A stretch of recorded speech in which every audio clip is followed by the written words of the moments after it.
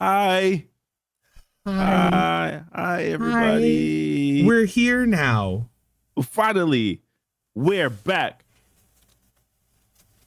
Finally, GnT has come back to YouTube, to the 5 people that watch us. To YouTube, to Twitch, and of course, to the greatest, to of Kick. all time, the Kick. Hi, I've noticed you're new to Kick and not yet affiliated verified.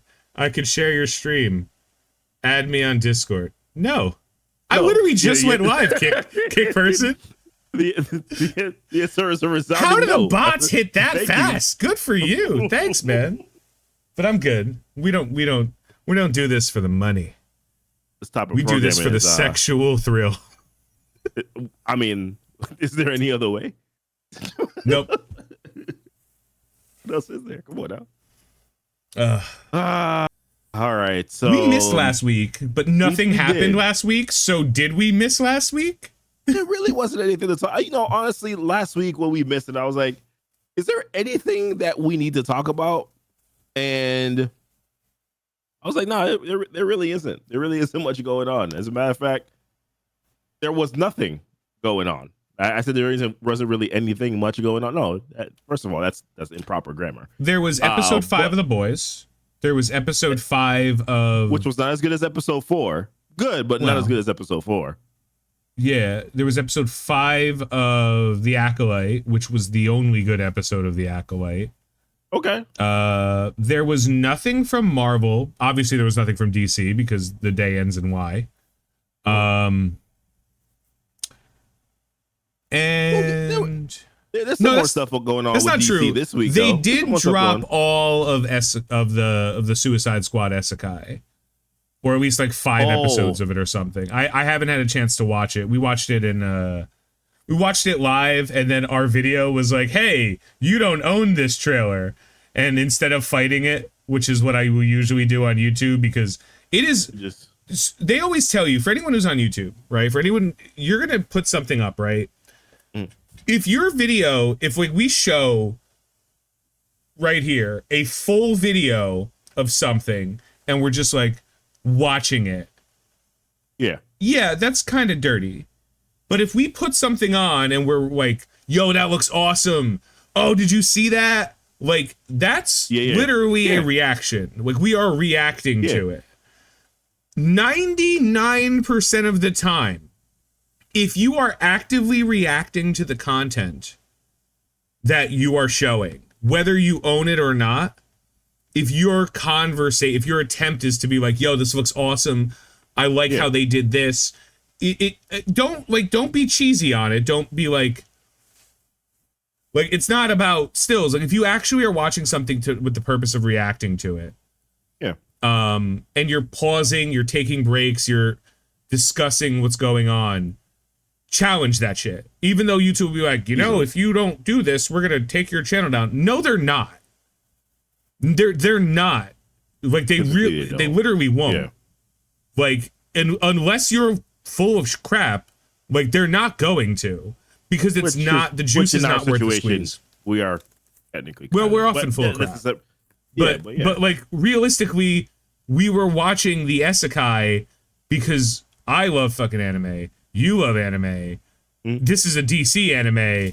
It's an Isekai anime, and it's got the Suicide Squad characters in it. This is the exact thing we want to talk about, whether it looks cool, whether it looks interesting. But I could have challenged it, waited 3 or 4 days, or I could just push the one button that's like, hey, we're going to cut these 17 seconds out of your video. So I chose that. So if you watch on YouTube and you're like, oh, what are you guys talking about, the Isekai? We clipped it out. If you Google Suicide Squad Isekai or YouTube it or something, the video's up there. It's just not worth the hassle, because like, we're not monetized. Like, we're not doing this. We're doing this for fun. It's kind of mental health. Remember, women change their hair color and vague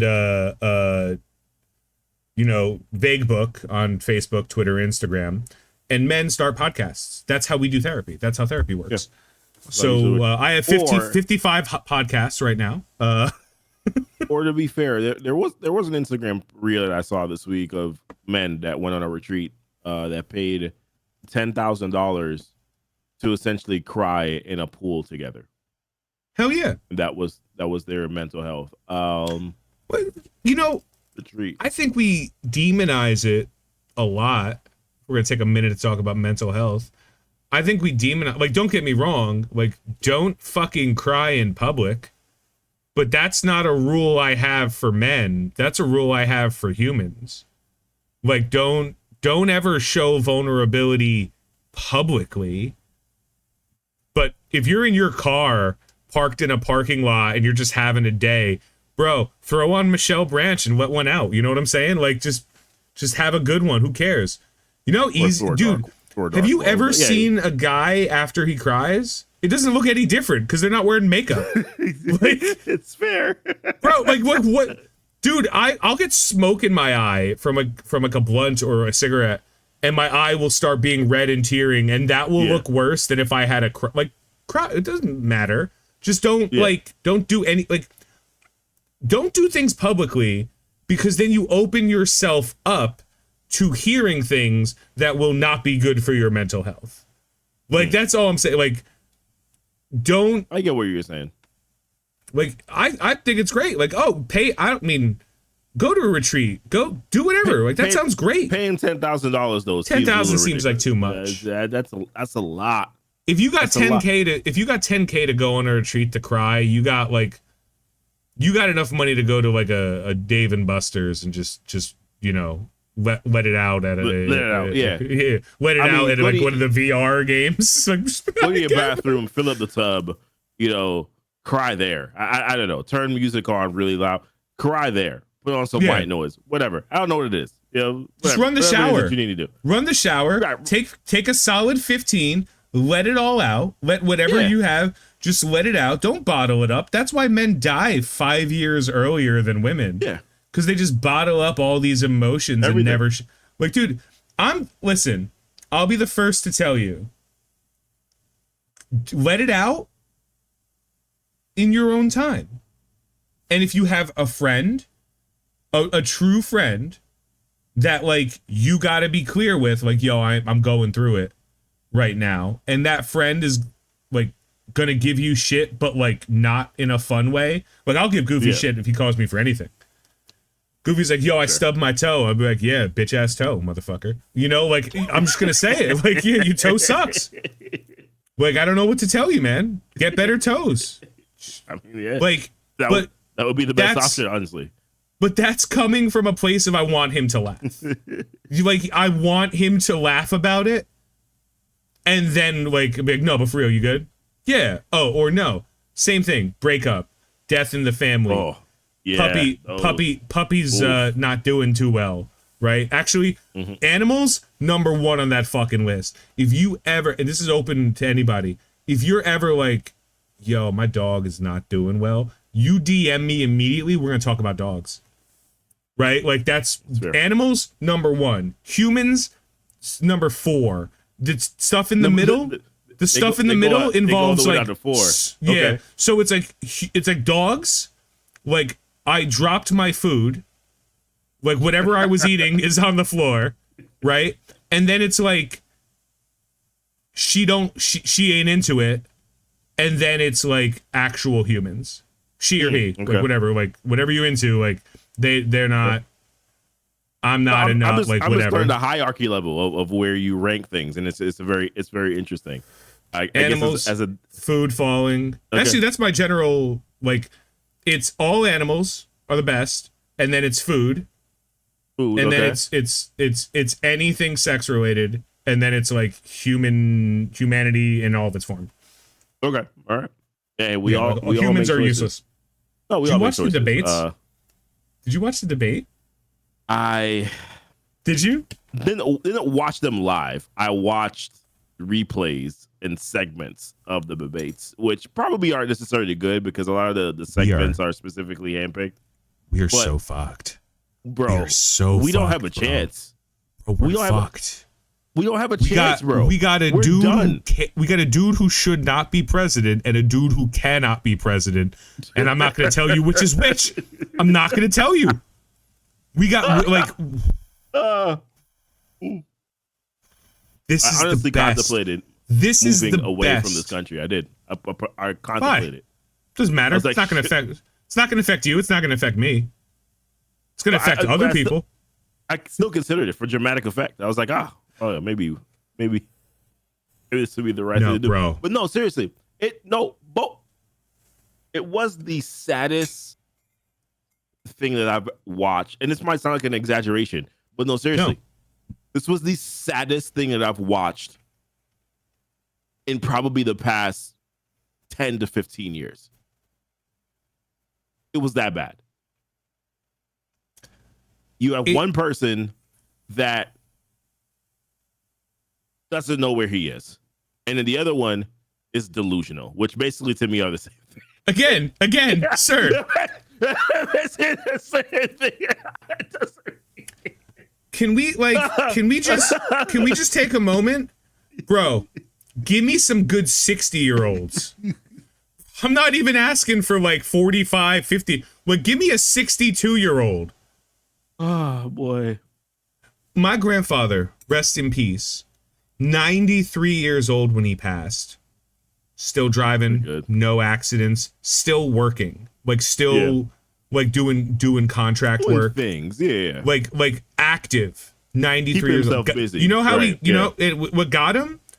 What got him? The cancer came back. Oh. Like that's like it came back after like 20 years of kicking the shit out of it. It came back, and he's like, and it was like boom. It was there. It was quick. Plus everything else gone in a week. Right? Like my back hurts. My back really hurts. I think I should go to the doctor. I'm gonna go to the doctor. Oh shit, all my organs are failing. Tony, handle it. That was literally how we didn't have it was, and like again, 93 years old, wasn't shocked by it. More salient a human being than the two men that are currently running for fucking president. And I'm like, can we just how is this where we like how I said this, and I don't want to get too deep into it, but no. I said this. I was like how did we get here? We didn't vet, like no one said, hey, maybe we shouldn't have this happen. Nobody stepped in and said, no, we can't do this crap again. No. Cat Williams said it best. It's you have the options are you go back to your ex-girlfriend or you go back to the one before the ex. Yeah. Like it doesn't matter. Neither one of them are good options. Yeah, but they're not your ex and the one before your ex. They're your ex and the one before your ex 4 and 8 years after you fucked the last time. It's not like they stood in a fucking hyperbaric chamber and were just waiting. Shit happened. They aged. Bro, I ran into somebody this week. I ran into somebody that I used to know. She's married. She has 2 kids. The kids are great. Her husband looks awesome. She does not look the way she did when I knew her. And again, how long ago was that? Less than a decade ago I knew her. Okay. Less than a decade ago I knew her. Biblically, I knew this chick. I ran into her and she's like, Tony, again, I had hair. So like I shaved my head like 5 years ago for the first time. Like, that's fair. Okay. Like I had hair, so like she's like, Tony? Like yeah? Are you a process server? Like, she's like, no, it's me. Enter name here. And I'm like, you know that minute when you like, you have to stone face a conversation, but you're like, I don't know. There is about a 3-second window for how this conversation is gonna go, how bad or how good this conversation is gonna go, based on your response. How have you been? She's like, and she was with one of her kids. She's like, oh, great. I'm, doing XYZ.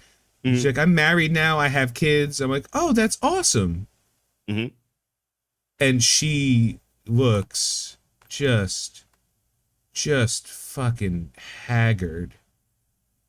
Listen, I get it.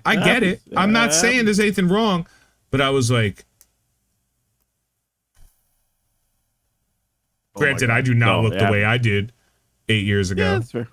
I'm about 30 to 40 pounds heavier than I was, right?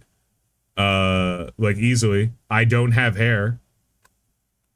That's the big one. My beard's a little better, but you know, like that's fair. It's you know, honestly, to be fair, the beards usually are what age well.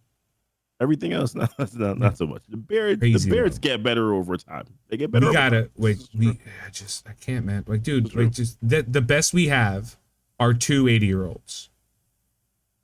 That's the best. The best. Yeah. The people who should run our country right now are 80-year-old men.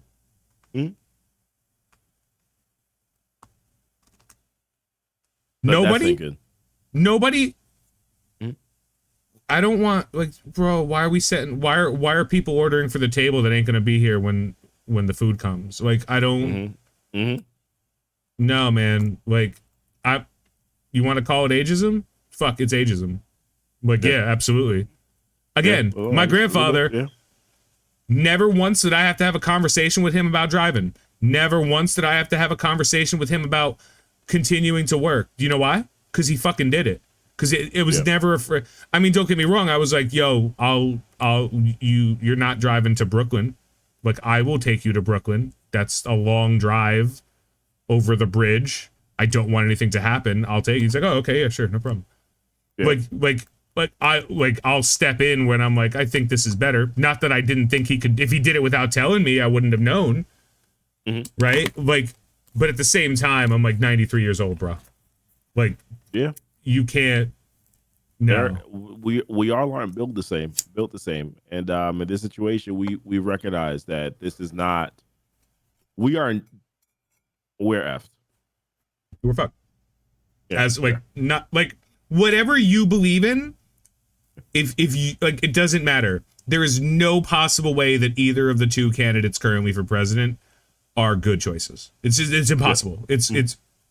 It's impossible. Like, there has to be somebody who has that same mentality as the person who's there, but also isn't a stone's throw away from dementia.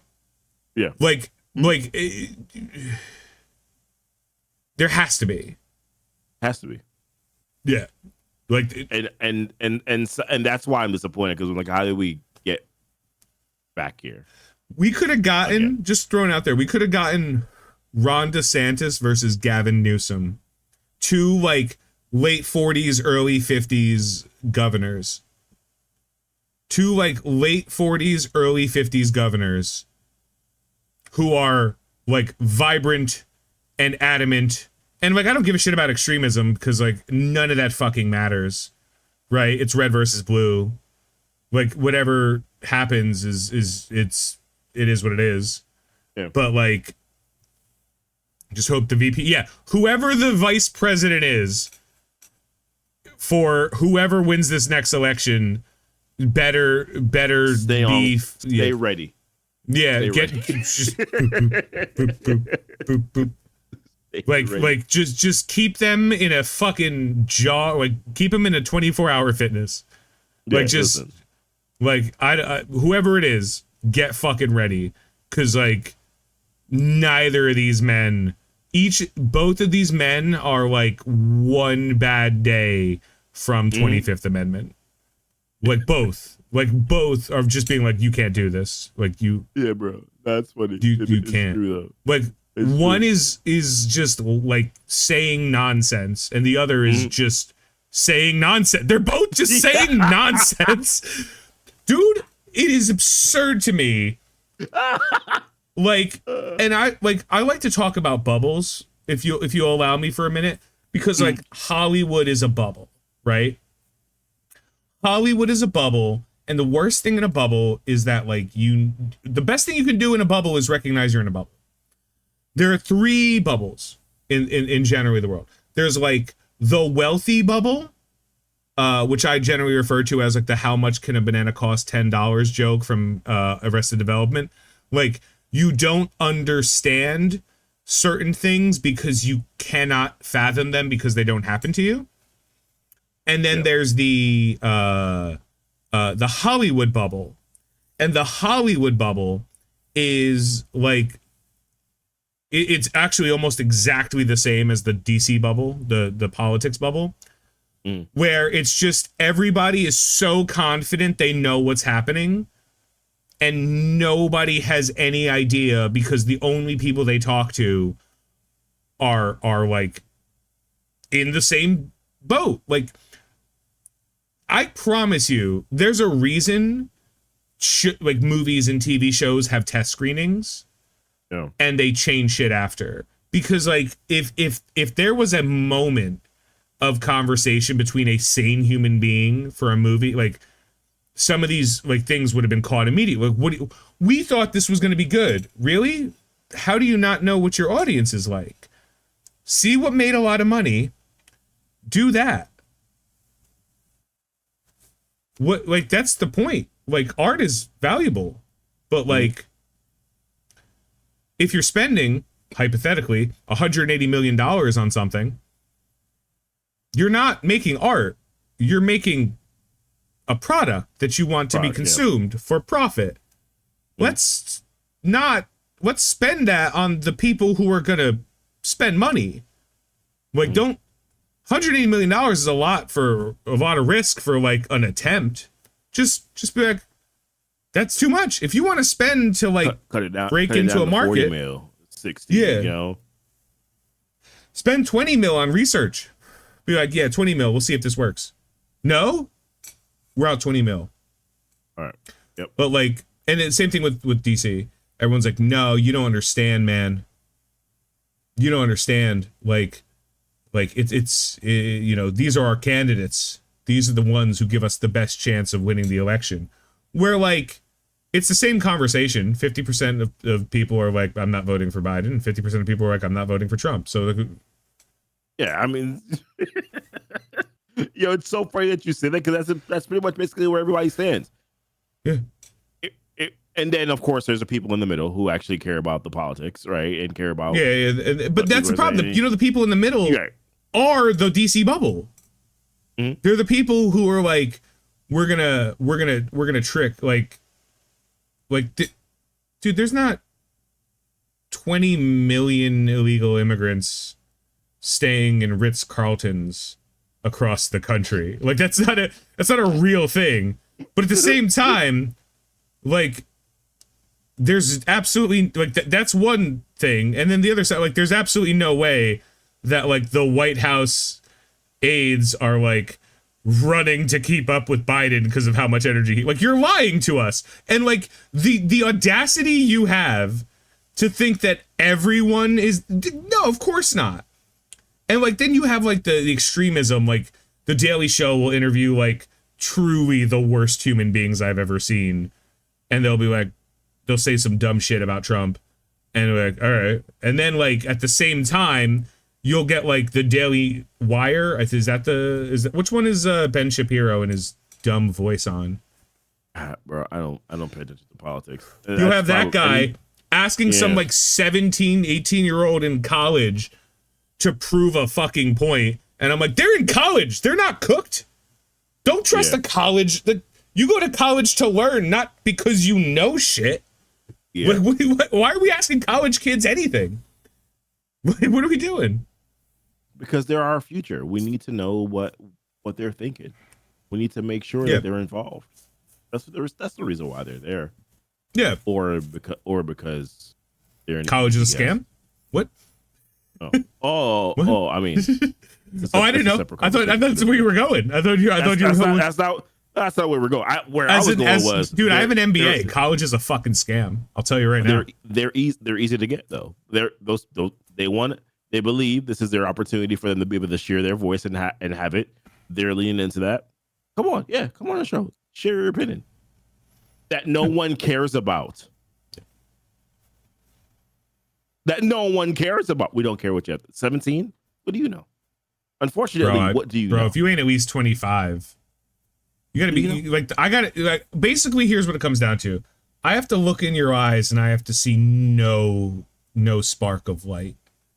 Like once, like that's usually around 25 is when that happens. And then like sometimes you end up in my favorite scenarios, like you're 24, 25 and like you're married and have a kid already. And I'm like, I have some really bad news for you. Statistically, you're getting divorced in the next 5 years. Like statistically. It's rough. It doesn't mean it's going to happen to you. Just like your high school sweetheart was definitely the one, and just because there's other people, this is like it just because you're too stupid. You need experience. Like it's not stupid. You don't have experience. Yeah. Like you need to feel the rain to appreciate the sun. You know, like you need like if it's today it was 96 degrees out, and then by me 96 fucking degrees, and then for like 20 minutes torrential downpour, and then it was 72 degrees, and I was like, you know, that rain sucked, but really happy with the effects of the rain, of it not being 96 fucking degrees anymore. Well, that was a thumbs up. At least that was your situation. It was, I don't know what the temperature was, but it rained and then it got incredibly muggy. And so it was almost as if though it was worse. Yeah, that is worse. That's way worse. so yeah, it's the opposite. I don't want that. When you step outside and immediately start sweating, you're just like, I just took 2 steps. Why is it that there's already a bead of sweat coming down my forehead? All right, that's fine. We'll just go with it. And with all of that talk of how fucked we are as a country, as a civilization, very everything, key talk. It's important to note that this is why TV shows and the things we love matter. This is why. Important. Like, I'm not going into it, but like, if you don't like The Acolyte, it's important that you know that there is a small but incredibly vocal group of paid critics, paid industry insiders, and millionaire actors that I gotta look it up. While you talk about, I gotta look it up now. Know for a fact that you are a bigot because you don't like the show. Because the only way, because the silent majority of people, that's what I always think about when I think of fans, right? When I think of somebody enjoying something, what are you looking at? IMDb rating 3.4 out of 10. It is awful, but it's that bubble. It's the bubble, man. They're 14% on Rotten Tomatoes. So audience score, not that. Well, again, don't ever read the critic score. You have to. This is how it works, right? This is why, and we've been friends for 5 years, give or take. About there. 5 years. And like I've always told you, like, one, I won't join when we were doing Marvel Strike Force stuff. I won't join the Envoy program. I would never join the Envoy program. It'll never happen. And I would always give the same reason. The second I link my success, my livelihood to somebody else, I'm working a 9-to-5 job again. Like the second I join a program where I have to follow a specific set of rules in order to receive information or whatever that will help me generate money, I am now beholden to that group. Yeah. Right? I won't do it because if being in that group was a big enough benefit to me, which it might have been, it wasn't, but it might have been, it would also be a big shackle around my wrist, meaning that if I have a negative opinion of something, I have to be careful because if that pisses off the people who are not actually but functionally signing my paychecks, I'm going to lose my money. Now take that thought, apply it to people whose job is to be a critic for a magazine or a website. you get TV shows early. You think that you get TV shows early because they want your honest opinion? Yep. Mm-hmm. No, they don't. If you start shitting on them, they're going to stop letting you go. It happens right now in Star Wars with the biggest content creator for Star Wars, a guy named Star Wars Theory. You may have heard of him, even though you've never cared about Star Wars. I know about him. I watched a video or two. Yeah, and he's not happy with the Acolyte, right? Mm-hmm. And he's like, I don't see what they're doing here. He's making fun of it, and he's like, this is garbage. And it's true. It's penis envy, for lack of a better word. It's penis envy. Star Wars Theory makes 4 to 5 videos a week, some of them being live streamed, some of them being like thought out videos. Mm-hmm. And he gets, for significantly less money, he gets more viewership than a TV show that costs $30 million an episode. Like, there are more people that watch Star Wars Theory on YouTube than that are currently watching The Acolyte, and that are currently reading a news article from Forbes or from Kotaku or from what's another shitty online, Dexerto, like all the garbage sites.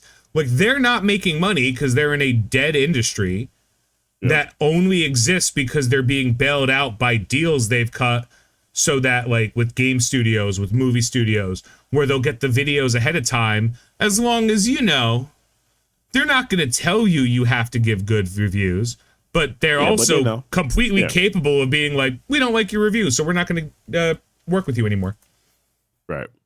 So that's why, like, New Rockstars and Screen Crush has been a little bit lately, but I'm giving it a pass because they're not New Rockstars. Fuck New Rockstars. Like, that's why they'll put out their... Yeah, fuck them. Just fuck them for treating people like shit, man. That's why, like they come out and they're like, you know, there's a lot of negativity about this, but we're going to look at the good stuff. My guys, my brothers in Christ. A 13% on Rotten Tomatoes means that a lot of people are negatively reviewing that show. And some of those people, honestly, 50%, I might even say 60% of those people, right? That, like, insane number, might be doing it for spite, right? Yeah, some of them. Oh, I'm saying 50 to 60% of all the reviews. Like I'm giving it that high a review, right? I'm saying that many people are doing it for spite. Are you telling me that the toxic minority is more mobilized than the silent majority? You're telling me that you can't say, you know what, guys? If they're going to review bomb us, there's more of us. Let's go review up the show. Let's balance it out. No? Why? I'm not saying 13 is a reasonable number, 13%. I don't know if it's 13%. Maybe like it's a 30 to 40. It's 14. It's 14. I'm saying like maybe 30 to 40% negative is like what I would think, because I think that like a third of all people who watch it like it. Doesn't matter why you like it, but a third of the people probably like it, right? But 2/3 don't. I can give you that. On the same conversation, if you think that like over 60% of the fan base of your show is review bombing, you think 75 or 80% of the fan base of Star Wars is review bombing this, you need to be fired. Because that means that you decided to make content that, knowing full well that 70 to 80% of your base wouldn't like it, and then you spent $180 million to do it. Like, fired. Like, that's literally the exact opposite of a fiduciary. The show's budget was $180 million for 8 or 9 episodes. I don't remember. 180. Before we go further, I gotta understand this. how the hell does a show cost like budget that much? Are they, I haven't watched the show, right? So I genuinely don't know. Like I watched Secret Invasion and I understand why because of all the locations that they travel to, all of the different actors and actresses. So I understand why that costs so much. But Acolyte, why is the budget so high? What happened to producing shows for 40 million? See movies for 40 million. Why are the budgets so incredibly high? Why would any show need to be this expensive? Acolyte budget makes no sense. That puts Game of Thrones and Taylor Sheridan's 1883 to shame. I mean, money was all 180 million for a series with there had to be money laundering, right? Like that's the only possible way.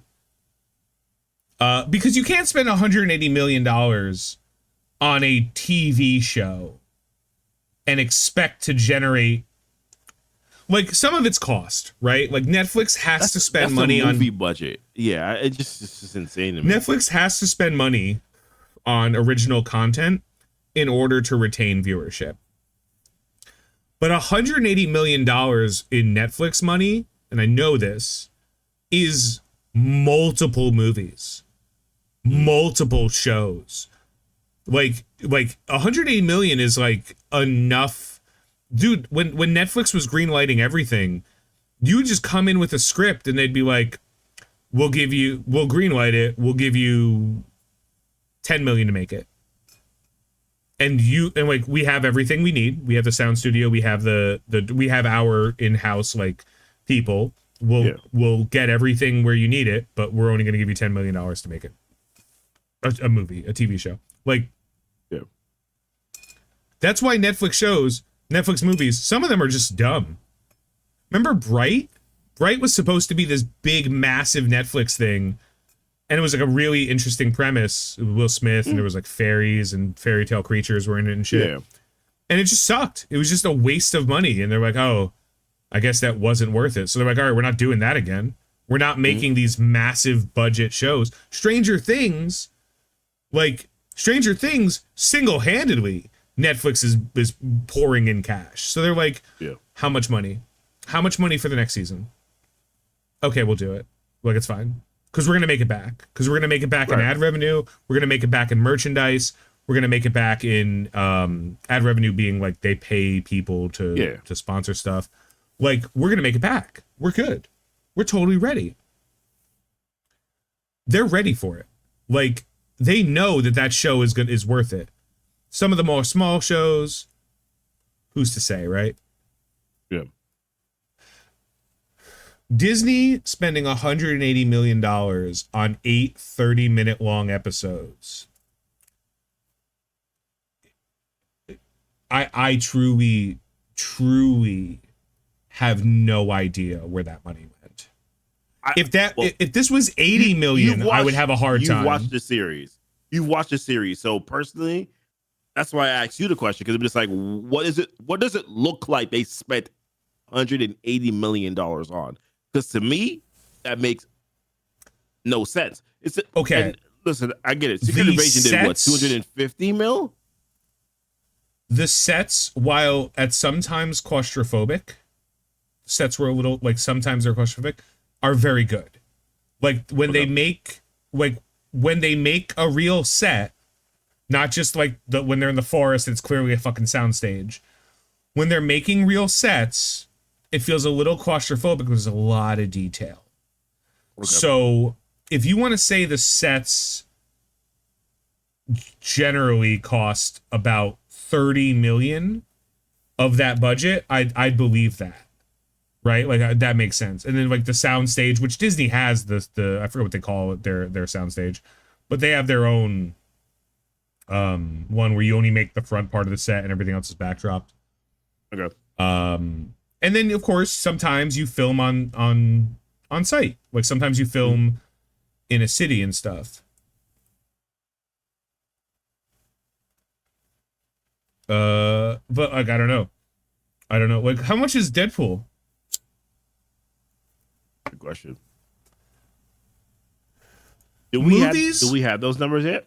Deadpool and Wolverine budget.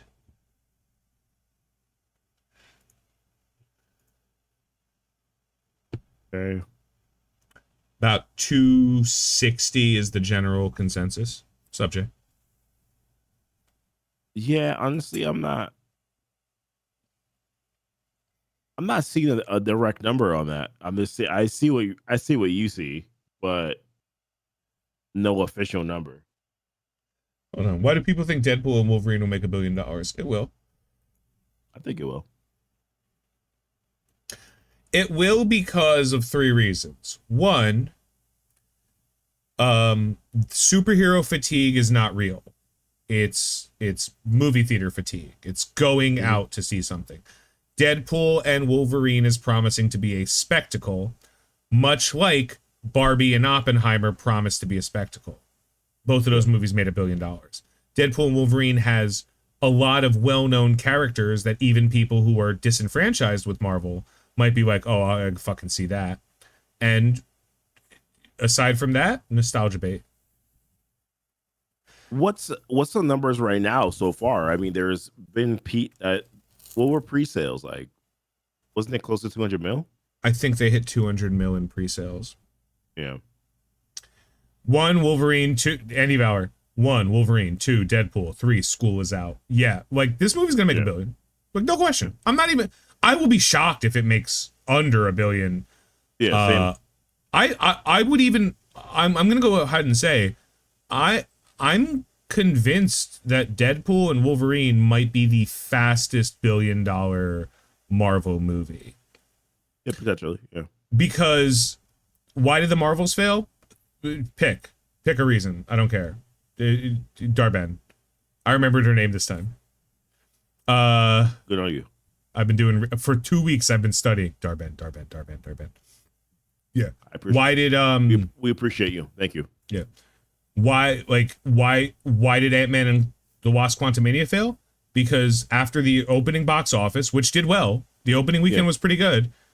Everyone saw it. Okay. Everyone saw it. Like once your opening box office, if you make a movie that's $20 million and you like have an opening box office of 200 million, it doesn't matter if it's bad. Your opening box office was 200 million. You made your money. You made 10x. You 10x, right? Like who cares? Yeah. But if you make a movie that's $200 million and your opening box office is $200 million, you got a long way to go still. Yeah. What did we do the number on again? It's like double time. What's the percentage? Forgetting what we did as a percentage. Like in order to be able to make that money back or break even. I would assume that the entire cost of Deadpool and Wolverine is somewhere around 500 million, like all in, between the movie, the marketing, right? Somewhere in that range. Is big. Yeah. Yeah. And maybe even a little bit less for marketing because, like, Ryan Reynolds is very good at like guerrilla marketing. Yeah, because he puts a little stuff on his YouTube. He has his own YouTube channel. Yeah, he has Twitter, his YouTube, like. He's very good at just random marketing stuff, but then again, they're also making the popcorn buckets, right? Mm-hmm. Which is a cost that's going to generate money, but I don't think this is 2 months ago. This conversation's on. The numbers were like 225 to like 260 mil or something like that. Is that what it was? Yeah. In today's market, I'd be personally impressed if it even got to 800 million, let alone $1 billion. I mean, I get it. I just agree with that statement, though. But yeah, I get it. The MCU has lost a lot of goodwill. Yes, except I'm pretty sure Spider-Man was $1 billion. No Way Home was $1 billion. No Way Home was pretty big, and Multiverse of Madness, although wasn't great, still did okay. Still did pretty high in numbers. Ignore the fact that only one R-rated movie ever has done $1 billion. Yeah, and it was a superhero movie. Ignore that. I'm kind of shocked. I kind of can't see that, but so I'll pull it up on my end because I think I have the post available too. I have it. Yeah, I have it available. I see it.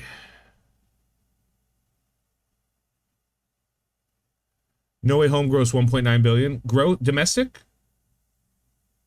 No, definitely not domestic. What was its domestic? If it's 1.9 billion, it had to come like close to a billion, like 800 million domestic, 1.2, 1.3 global. Global, yeah. That sounds about right.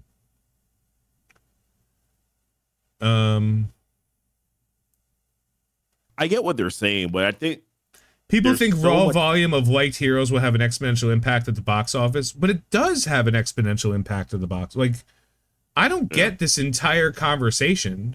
800 million, yeah, that sounds right. I don't like. It will absolutely make $1 billion. Like, I feel like it's crazy that we're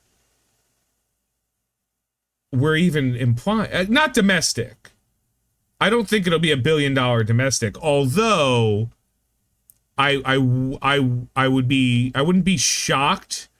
I would be pleasantly surprised if it made $1 billion domestic. I don't think $1 billion domestic is a very reasonable aspect, but I think like it's the only Marvel movie. It's got characters people like.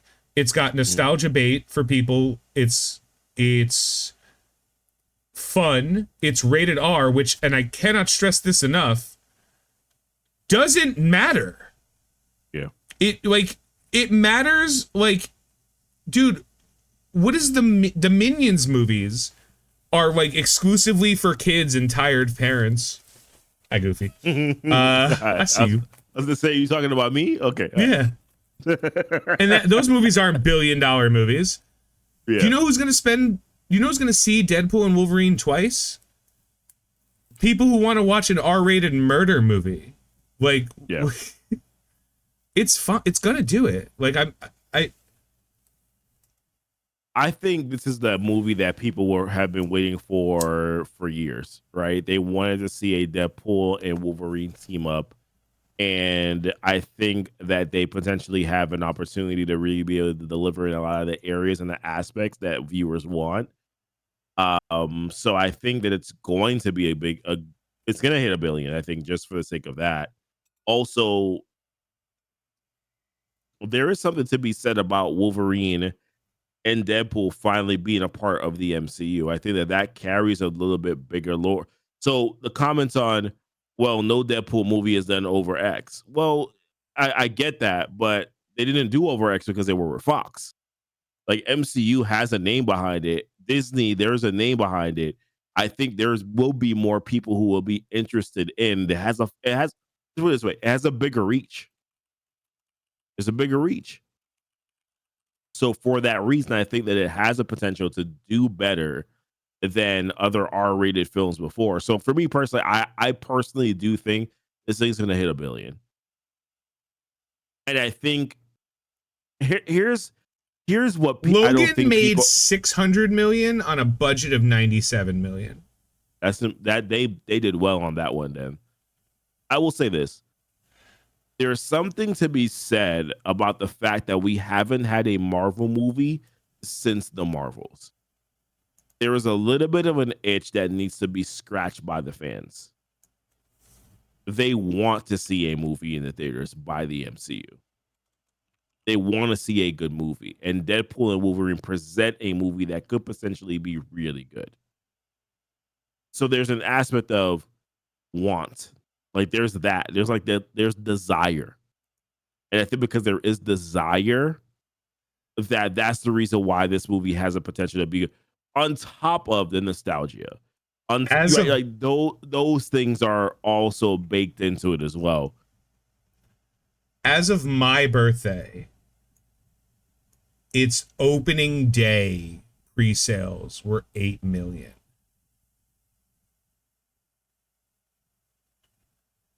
Yeah.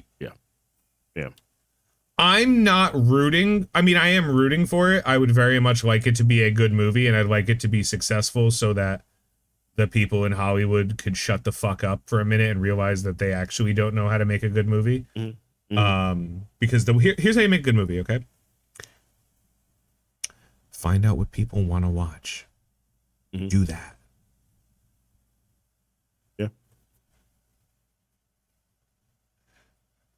Also, first X-Men slated to be in a Marvel movie, so defined. It's big. Yeah, okay. Better find out what Marvel movie. Yeah, it's that. And I think this is another thing too.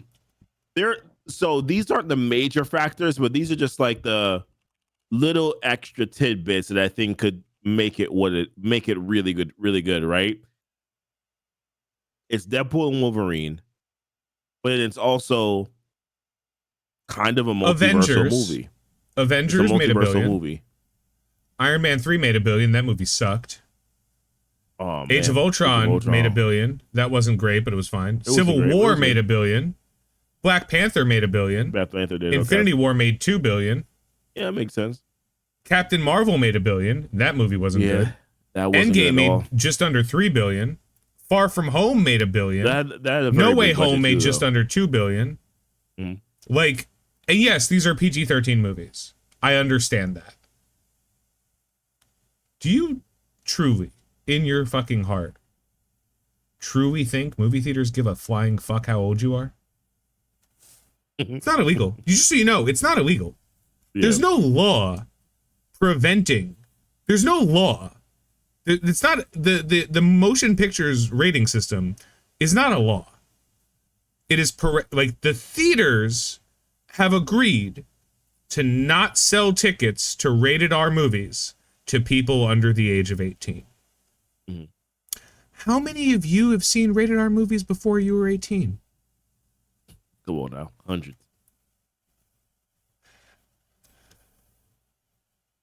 You think theaters are doing okay right now? You think theaters are going to turn away? You just have parents buy them or online purchase? Yeah. Yeah. Yeah. Buy your tickets online. Claim them. Have some random fucking guy do it. Be a second. Or theaters aren't doing well. Just go in and buy the tickets. Goofy's leaving. He's so upset. Just go in and buy the tickets. It's not a crime. You're not going to be put in prison. The parents will yell at the theater, and that's what's going to happen. There's no lawsuit. Someone bought him the ticket. Fuck, what do people think is going to happen? Deadpool and Wolverine is going to make $1 billion fucking dollars. Like, and then some. Like, it's not going to stop at $1 billion.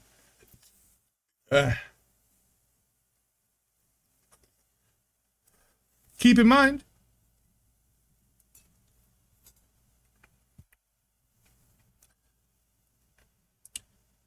all you need to do, you want to be a millionaire?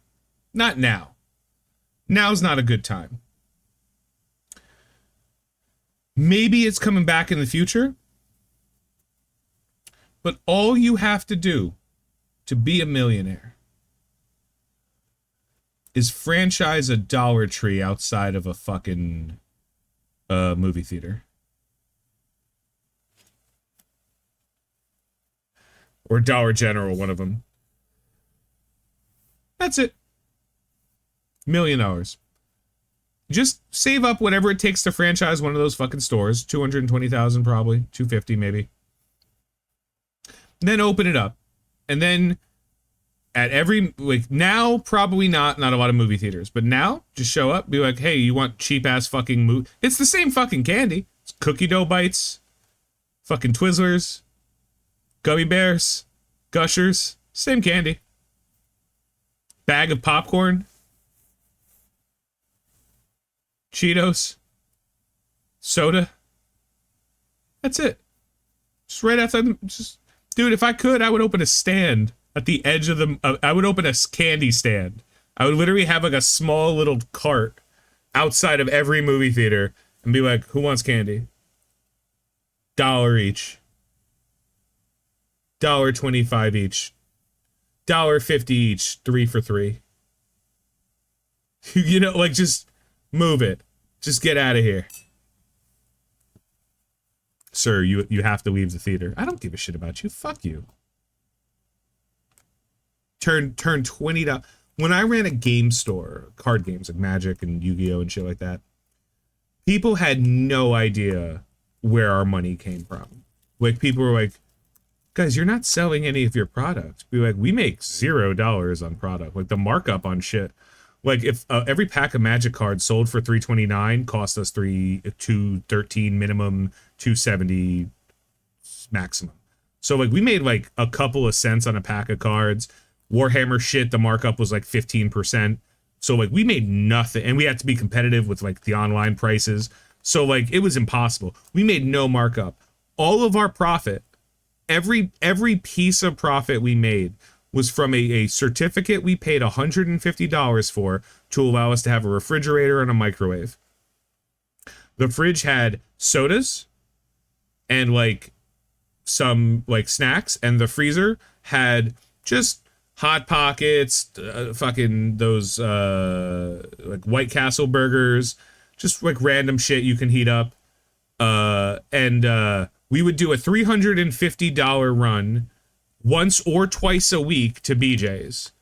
And whenever people bought soda, a snack, whatever, and they paid in cash, we took the money and we put it in the drawer. Underneath, like the you know how the registers have the thing. If you paid for it in cash. Boop. And that was the petty cash. And we would be like, okay. And like, hey, we need to go do another run because we have 40 people in the store playing video games. Like there was League of Legends tournaments and shit. Like we had so much. Like, okay, cool. We need to do another run. Hey, what are you doing right now? Want to make $20? Cool. Here's a list. Go to BJ's, take this card, and here's the money. Whatever you don't spend, you can keep. And give them $20 more than what I know it costs because I've done that run before. Right? But if you don't get everything on the list, you don't get to keep that. And dude, it was insane. Like, $350 twice a week it paid our rent. Like, what you missed is I was talking about how when I ran a game store, like a Yu-Gi-Oh, Pokemon, that kind of shit. I've heard this story. I've heard the story before, so that's why. Yeah, dude. We'd spend $30 on soda. No, we'd spend $15 on soda, and soda markup was like 48 cents a can, and we sold the sodas for $1. Sold Red Bulls for $3. You know, Red Bulls were $1.50 a can or something. Like, yeah. Guess what? Gamers gonna drink a shit ton of Mountain Dew, gonna eat a shit ton of Cheetos, gonna fucking sit there. I don't give a shit. I ran a restaurant. I've actually tried to convince the guy to give us the building next door so I could actually open a real restaurant in it, because there was like when those like not bodegas but like small delis that made like bagel shit. It was a bagel joint kind of. Yeah, okay. Yeah. I was like, yo, it's already zoned for that shit. Like, let me just go in there and make an actual restaurant, and then we'll just sell like chicken fingers and shit. And because it's a different store, I don't have to have the same, like, I don't have to have the store. Like, and he was like, you know, we could probably rent this store. I'm like, the store has been empty for 7 years next to us? You're just waiting? Dude, we'll give you an extra $500 a month just to let us use it as this. No. Okay. Like, yeah. Dude, if I could make chicken fingers and fries, if I could make, like any, like, fast, like food, like, pickin' food, I would, yeah, insane. Like, it'd make meal deals, bro. We'd be 7-Eleven. You know, you go 7-Eleven and they're like, you get 2 slices of pizza and a big gulp for like $4. We'd have that shit. And each one would be worth triple the amount of money that we paid for it. Like, that's the diatribe I was on about, like, making $1 million by like just selling candy outside of a theater. But like, theaters don't make money anymore because nobody sees movie anymore. Yeah, they're not turning anyone. Dude, if a kid with a binky, you know, like, what are those things called? What's the real word for those things? The things babies put in their mouth. Pacifier. It's a binky. Yeah, binky, right? Pacifier is the official name. Yeah. Fine, like, if a baby with a binky, like, just walks in, toddlers in, and then just looks up and goes, "Get that!" Like they're selling them the fucking ticket, man. They need the money. This movie's gonna make $1 billion. If I'm wrong, if I'm wrong,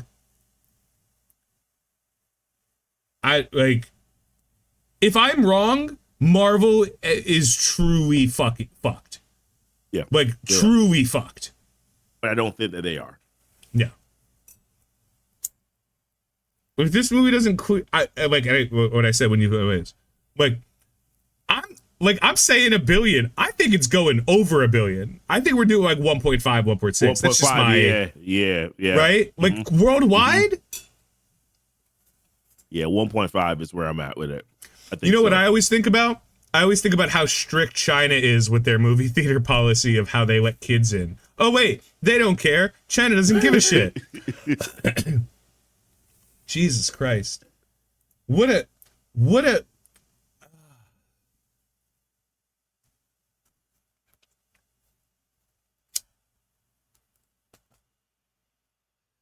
that was a good post. Yeah, that was a good post. This is a great conversation post. Yeah, it's a great post. Speaking of Deadpool and Wolverine, I shared this with Goofy a little bit earlier, and now I'm sharing it with you. Spoilers. The first 30 to 40 minutes of Deadpool was shown in Shanghai, in China. I set up the segue. Yesterday? Goofy. Did you like it? Yesterday? Yeah. 2 days ago. I set up the segue. China specifically, Deadpool. I was all ready for it, man. That's pretty good. That's pretty good. Yeah. I'm not gonna lie to you. It's even better when I point out that I did it. I wasn't aware of your work. Good job. Thank you.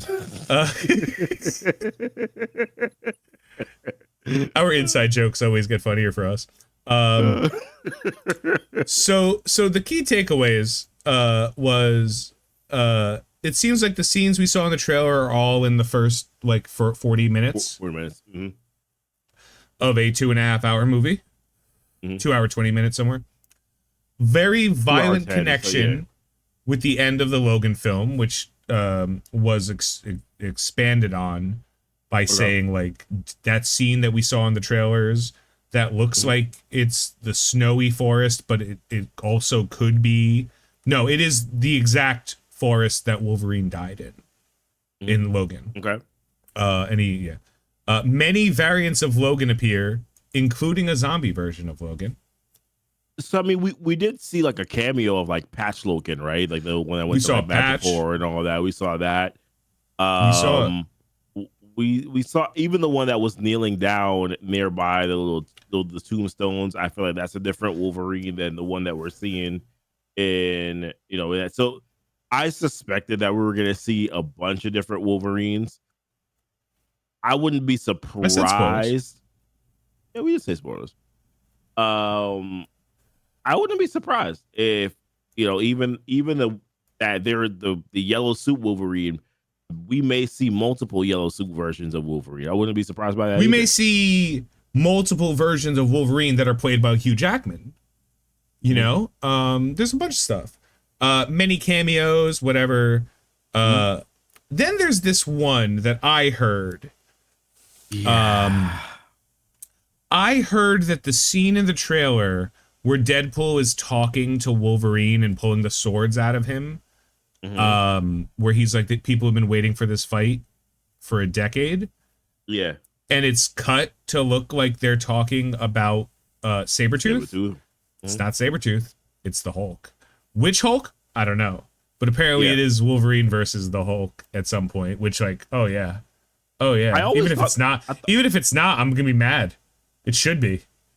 I always thought that what was weird because I'm just like, why would Wolverine versus Sabretooth be the fight that we've been waiting for so long? Didn't we already see that fight already? Oh, I don't know. Could be Maestro Hulk. It could be anything. But yeah, exactly. We've seen Sabretooth. Yeah, I always thought it was weird. Yeah, also that fight doesn't matter. Also, nobody gives a shit about Sabretooth except me. Yeah.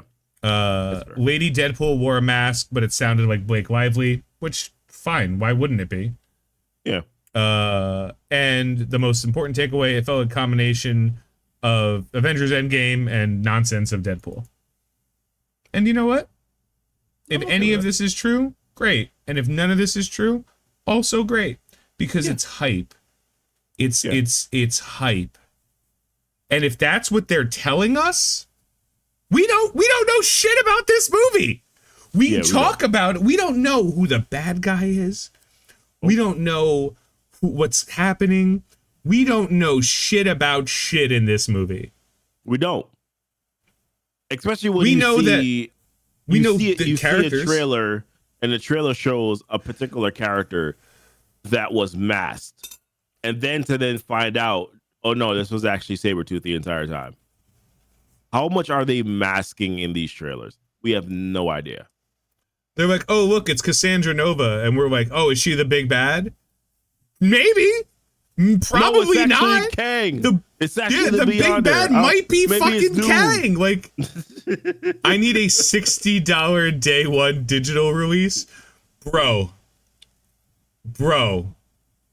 Okay, so from a business perspective, if I'm trying to think of the exact amount of money they would have to charge for a day one digital release. And it would have to be somewhere between 30 and 50 US dollars. And the reason why is because if there's a day one digital release that costs $60 or $75, you and me are splitting it, and I'm going to record it, and then it's pirated. Like, it's a very hard thing, and it's the same logic. Like, TV shows shouldn't cost $180 million. They shouldn't. They shouldn't. TV shows, if a TV show hits 100 million, it's got to be a shit ton of episodes. And it's got to be movie-like spectacle, right? Like, but like 180 million for Acolyte, 200 something million for fucking Secret Invasion. Like, this has to be money laundering. You know what I mean? What was the Expanse's budget? Expanse didn't have that high a budget. Expanse's budget, season 2. Season 1 was about 138 million.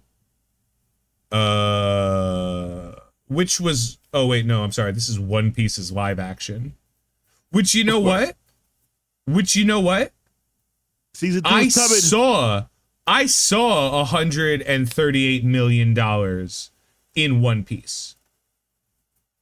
And how many episodes was One Piece? 10? One Piece was... Yeah, it was about 10. Yes, it was 10. I saw $180 million.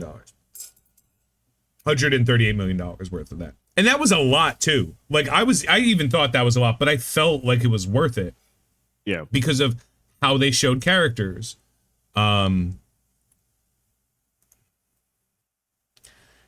of Thrones was $6 million per episode. In season 1, right? $6 million per episode in the first season. Season 1. House of the Dragons was $20 million per episode. Stranger Things season 4, $30 million per episode. Stranger Things season 4. Stranger Things 1 was great. Stranger Things 2 was phenomenal. Stranger Things 3 was fucking stupid. Stranger Things 4, fucking phenomenal again. Like, they were like, great, good show, great show. What the fuck are you doing? Oh, never mind. That's how Stranger Things went. So Big Bang Theory. They dumped more money into that. Okay.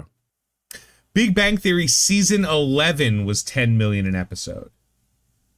And they had a massive cast, right? And all of the scenes were Penny's house, Sheldon's house, apartment, the fake cheesecake factory they built 10 years ago, and a cafeteria.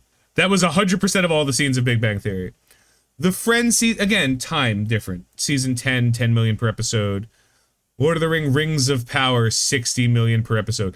That show was awful. But here's the thing.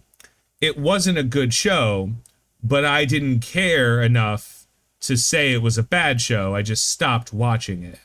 I was like, oh, okay. The Crown was 7 million per episode. Bridgerton season 1, 7 million per episode. Walking Dead, 3 million per episode. Falcon and Winter Soldier, 25 million per episode. What the this has to be money laundering. Like, it has to be. Falcon and Winter Soldier didn't feel 25 million an episode. $150 million. Wow. What was Psych's budget? $4 flat for 8 seasons. Sorry, I've been watching. Silthanis knows I've been watching Psych lately because I fucking love that show. I like Psych. Are they still? They're not coming out with new episodes anymore, right? It's just what? No. Well, what they do is they're doing movies now. They're doing Psych has put out 3 movies in the last 5 years. I didn't know that. The second one was Lasseter Came Home. It was 2019.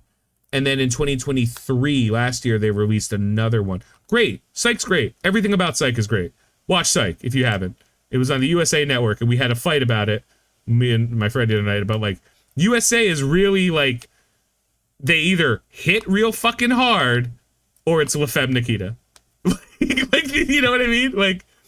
It's either, Suits, Psych, Monk, Burn Notice, just phenomenal fucking shows. Aces of Burn fucking Notice. shows. Yeah. And then and then you have things like Covert Affairs, and then you're like, yeah, exactly. Then you just have whatever. Dude, basically their worst show went on after Raw. Whatever the worst show on USA was, went on right after Monday Night Raw. Because they're like, some people fell asleep. We'll get some views. Just started Fringe. Temper your energy for Fringe because it goes like this.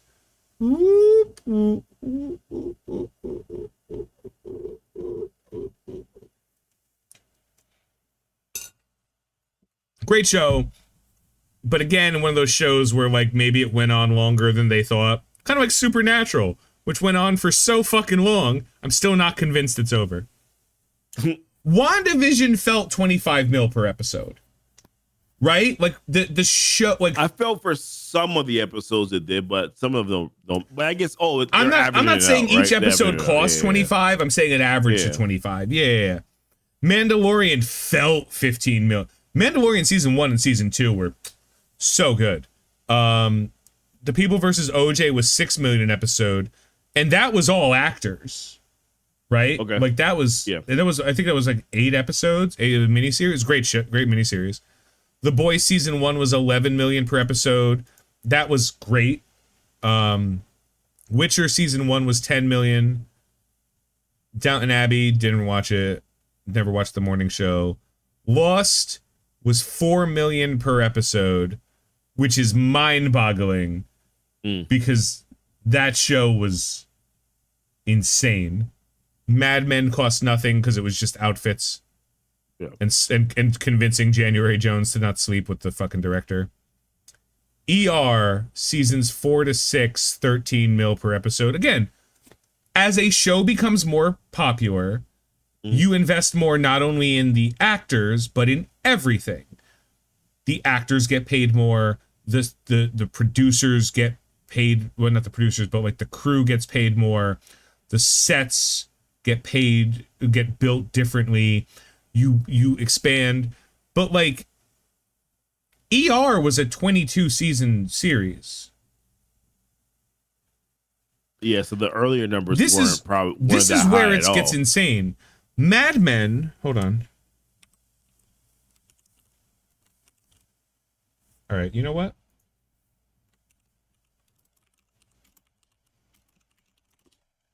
Mad Men season 2 was 13 episodes, and we're talking about an average of 3 to 5 mil an episode over the first couple seasons, right? But 13 episodes, right? So Mad Men, we'll call it 5 times 13, 65 million. $65 million is what that season cost. Season 2, we'll say. Just we're out there. 13 episodes. Okay, real quick. How many episodes was Secret Invasion? 8? 6. 6? It was 6, right, guys? Oh. If it was 6, it was $41 million per episode.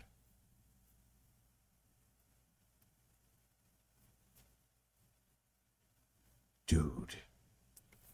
Sorry, let me pull this on. It was 6 episodes.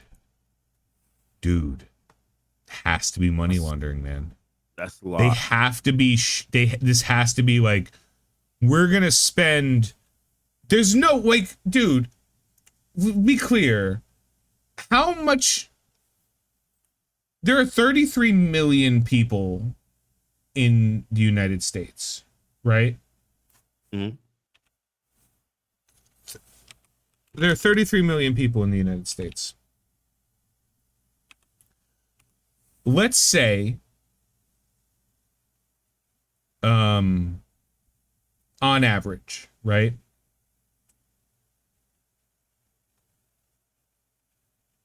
Half of these people are families in some way, shape, or form. Kids, children, whatever. So split it right in half. Because a family wouldn't have 2 subscriptions. You know? Mm-hmm. Which is, say, about half are in some way, like, mothers, fathers, you know, like, families. Not just necessarily married. Like, you represent a third of the United States population. It's you, your wife, and your 750 million kids. It's 751. But okay, all right, good. Oh, wait, 751 million? Yeah. Man, it's been a busy Thursday for you. It has been. It has been indeed. Every kid you have, a follicle of hair falls out. I mean, listen, it's almost down to 0 at this point. It's almost. Yeah. So, of the 166 million unique families, how many do you think are subscribed to Disney Plus? Again, families go up and down. Households, yeah, households. 5%. 5? I'll go low. 8.325 million. Mm-hmm. What's Disney Plus's subscription? $11. Oh my gosh, I don't have the right number on it, but conservatively, is it like $10? $12? $10?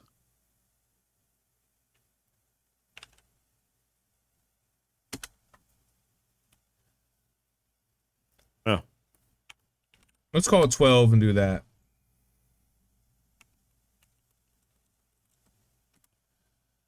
That is, if that's true, if 5%, so let's do the numbers again. 33, because I played with some numbers there.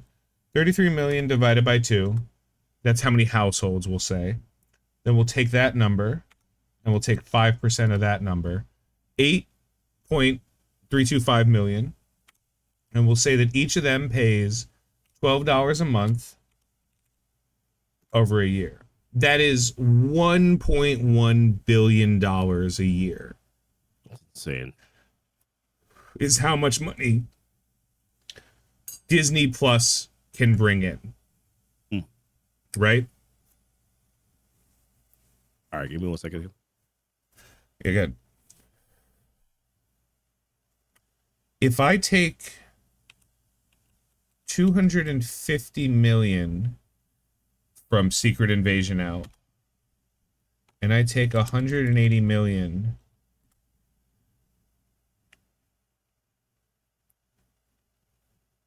is this like, there's no way this movie is paying for itself. There's no way these shows, like, you have to keep producing content. I understand that. Like, you can't just be like, live it. You can't be like, pay for the subscription service. We're not giving you anything new. Like, eventually, people are going to be like, I don't know. I could probably afford to cut this right now, come back if it matters later. Netflix, Hulu, whatever.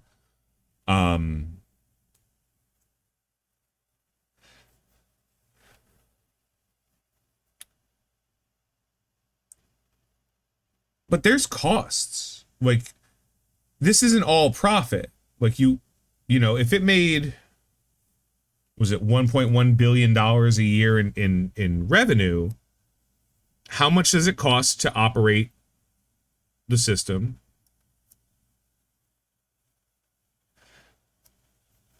Right? We don't know. How many people are involved in it? We're going to say the payroll for not just like Disney and Marvel and specific studios, but like the people who run Disney Plus, that's a payroll. Like that's at least one president, right? Like a bunch of executives. So there's probably a operating budget or a personnel budget of, conservatively speaking, we'll say like $20 to $30 million. Operating budget, it's a lot of bandwidth, it's a lot of storage, it's a lot of like bandwidth that they need to keep up with they know how much because they know how many subscribers they have. But you don't always pay for the worst case scenario, you pay for the average. It took them a while, there's some growing pains in there. So if they're making $1.1 billion off of this service a year, and the operating cost for this service, we'll say, is all in about $250 million, they shouldn't be spending the other quarter of their fucking budget on TV shows that are not made for the audience that you're making it for. Like, you shouldn't be making The Acolyte for fucking 180 million. Like, you give that movie give that show a $50 million budget. Fuck, give it an 80 million. You get 10 million an episode. Even that's too much. And I'm like, if you can't put together an 8-part miniseries for $10 million, working with Disney, who owns all of the things, all of them, you don't deserve the job you have. Yeah. Like, you just don't deserve it. I don't care what anyone says. I don't care if you're doing it for a greater good or for art. But you're doing it to make money. Like, let's not pretend here. You're doing this because you need to make money. You need to keep people on the service. Yeah. Like, I don't pay for Disney Plus. I still see all the Disney Plus shows. How? Oh. Nobody's fucking business. Yar. That's fair. No, but it's like, seriously, like, how? My friend has it. I watch it with him. Like, it doesn't matter. I'm going to tell you a secret, everybody. When I do have I have a subscription to Dropout, because I support it. I have a subscription to Spotify. And I think that's all I have right now. I don't know. I know one of my housemates has Hulu, and one of my housemates has Max. Right? Actually, two of us have Dropout subscriptions because we fucking love it so much. And it's $5 a month. Like, who gives a shit? I think it was $40 for the year. We're like, give us 3 years. We don't care. Dropout is the best subscription. This is sponsored by Dropout now. They're not paying us. I just want you all to watch Dropout content. UGC it's so good content. Yeah. I just can't, man. Like, for the life of me, I just can't envision, like, who thought if we spend $180 million on this show, if we spend $200 million on this show, we're going to get a return on our investment. I understand you have to make the shows to keep things going, but if you can't hire people that can do that reasonably, like if I'm on the Disney board of directors, I'm not on any board of directors because I'm not that rich. But if I'm on the Disney board of directors, I'm flipping out, right? I'm like, how are we not profitable? Yeah. Like, how are we spending this much money? Like, hard cap. Just be like, guys, no, the maximum you get is 10 million per episode. So if you want a $180 million show, make 18 fucking episodes. Yeah. If you want a 4-episode miniseries, that's a TV show. That's a movie. Like, a movie is a different spectacle than a TV show, right? A miniseries is a slightly longer movie, broken down because people have to shit and sleep. Like, that's what it is. Like, I'm not going to theaters and watching a 4-hour fucking movie. I will if it's $15, because it's $15 for 4 hours of entertainment. It's a great deal. But, like, even then, that's ridiculous. What are they doing? What are they thinking? Who's in, like... They're thinking go big or go home, but then they realize that, I'm hoping that they realize that now that they got to go home. As in back to the roots. As in not this. I get the first series being a little expensive because they wanted to hit the ground running. I get like WandaVision, Falcon and the Winter Soldier. I get they were expensive because they're like, these are our first ones. We want to make sure. Yeah. You know what I mean? I get that. But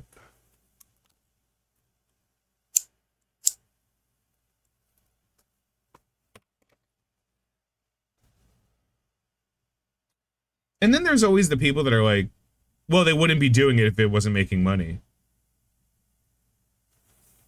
Okay. We have 2 years of evidence of shit that they've made that aren't making money. And they're still doing it.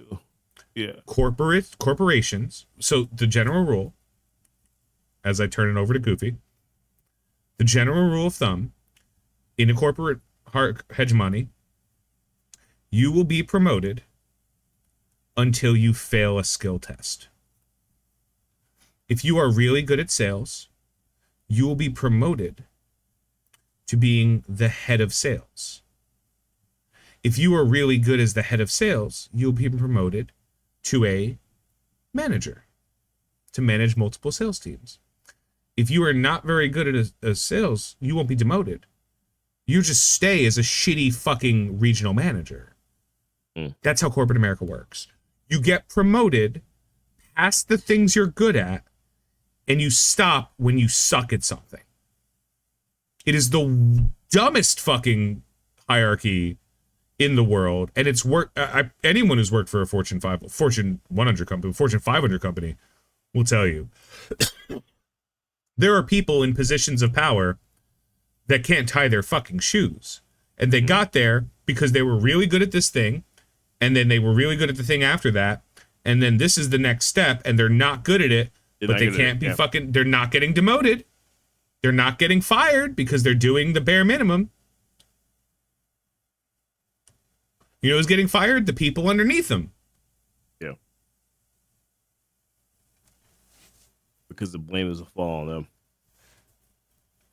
That's the same Hollywood, like, gaming industry. You develop a game, you could be the shittiest fucking human being. You could literally bankrupt a game company. Like, your decision and action can bankrupt a game company. But the years of experience you had before it went bankrupt are so valuable that another game company is going to pay you a shit ton of money to do all of that stuff because you definitely learned from your last mistakes. It's insane. Yeah. It's crazy. Like, I don't trust any company's decision making unless it's clearly working. Yeah. Sorry, wife is texting me. So give me it as we proceed. Oh. The question really is, why is wife still awake?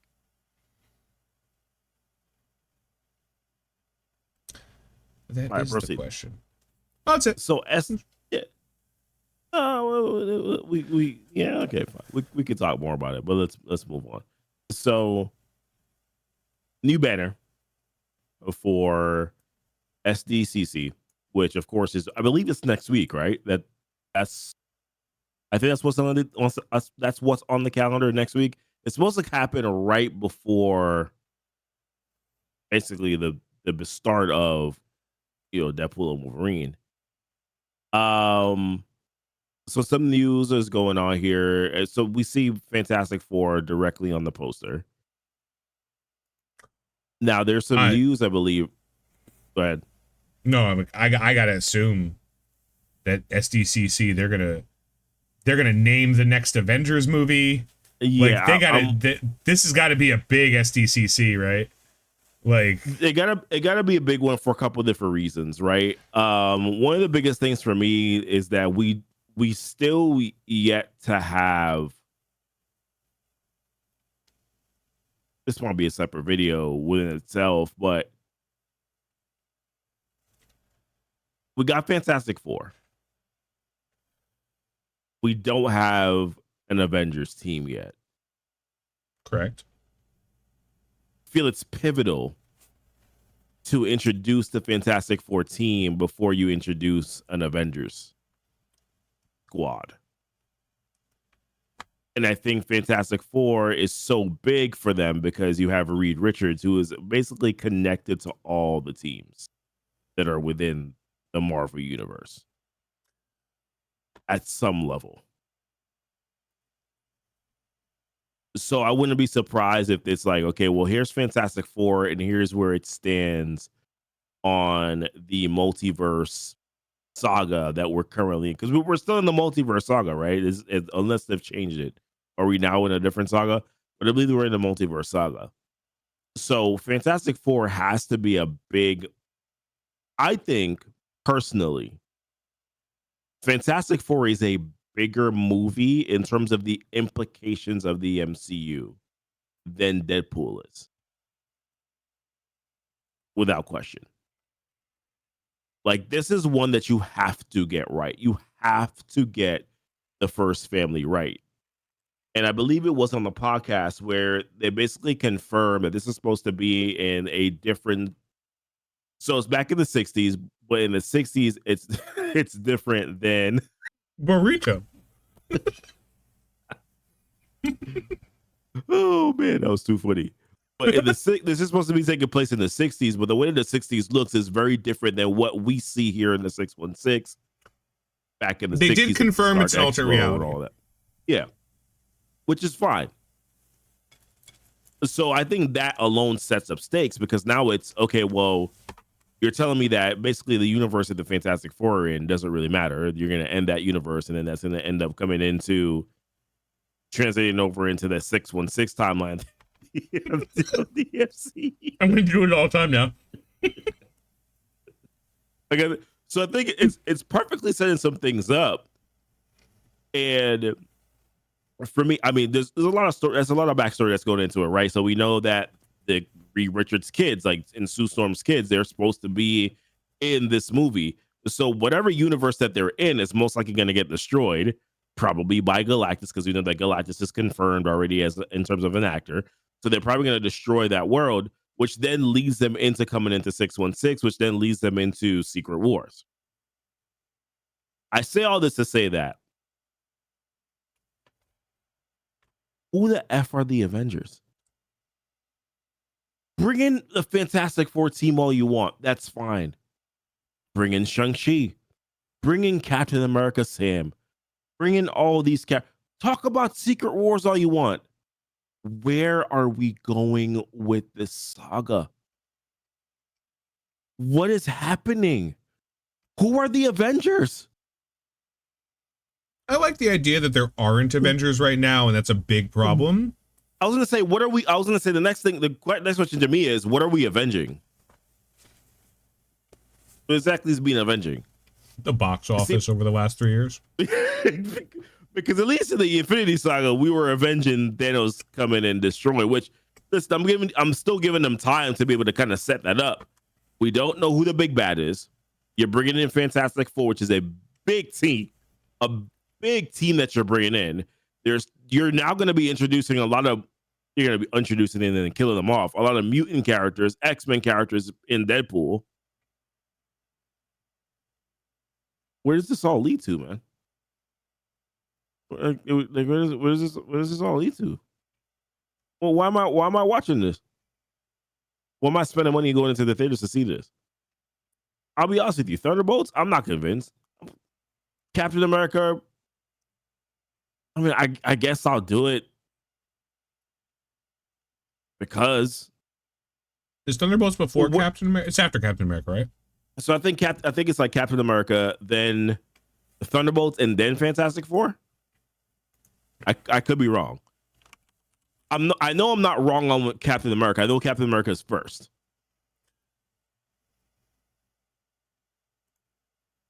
So Captain America is first. I know that.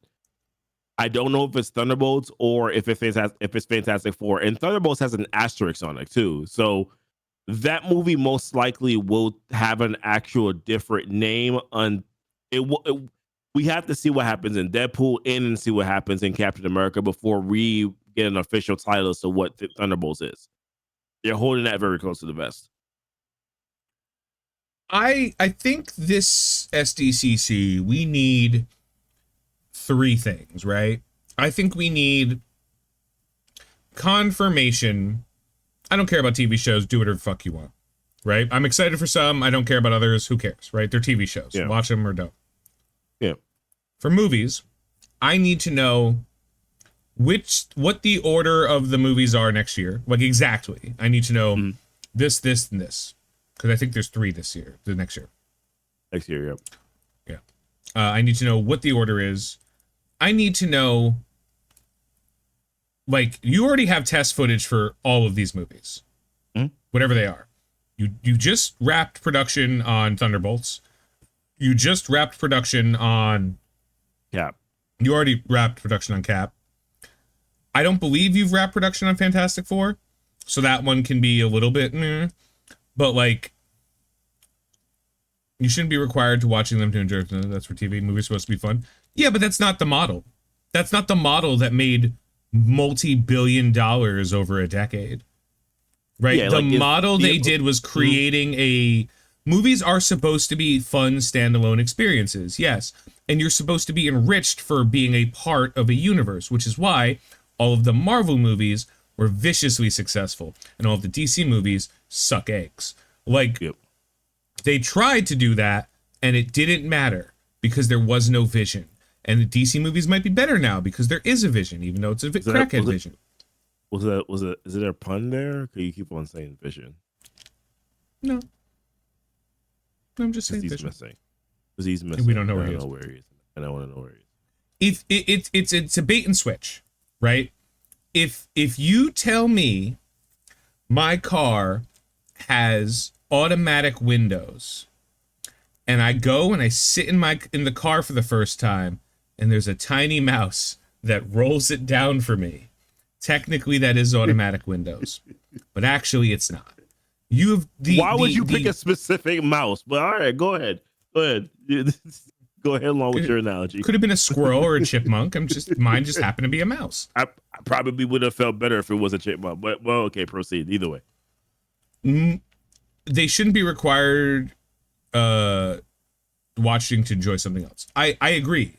You should enjoy the movie completely on its own, but because of the conversation that brought you to the dance, the connected universe of these characters show up. Like, Avengers existed because of 6 connected movies that stood alone. 2 of them were good. 2 of them were not good. Right. The original Incredible Hulk was good. The original Iron Man was good. Captain America was fine. Thor was meh.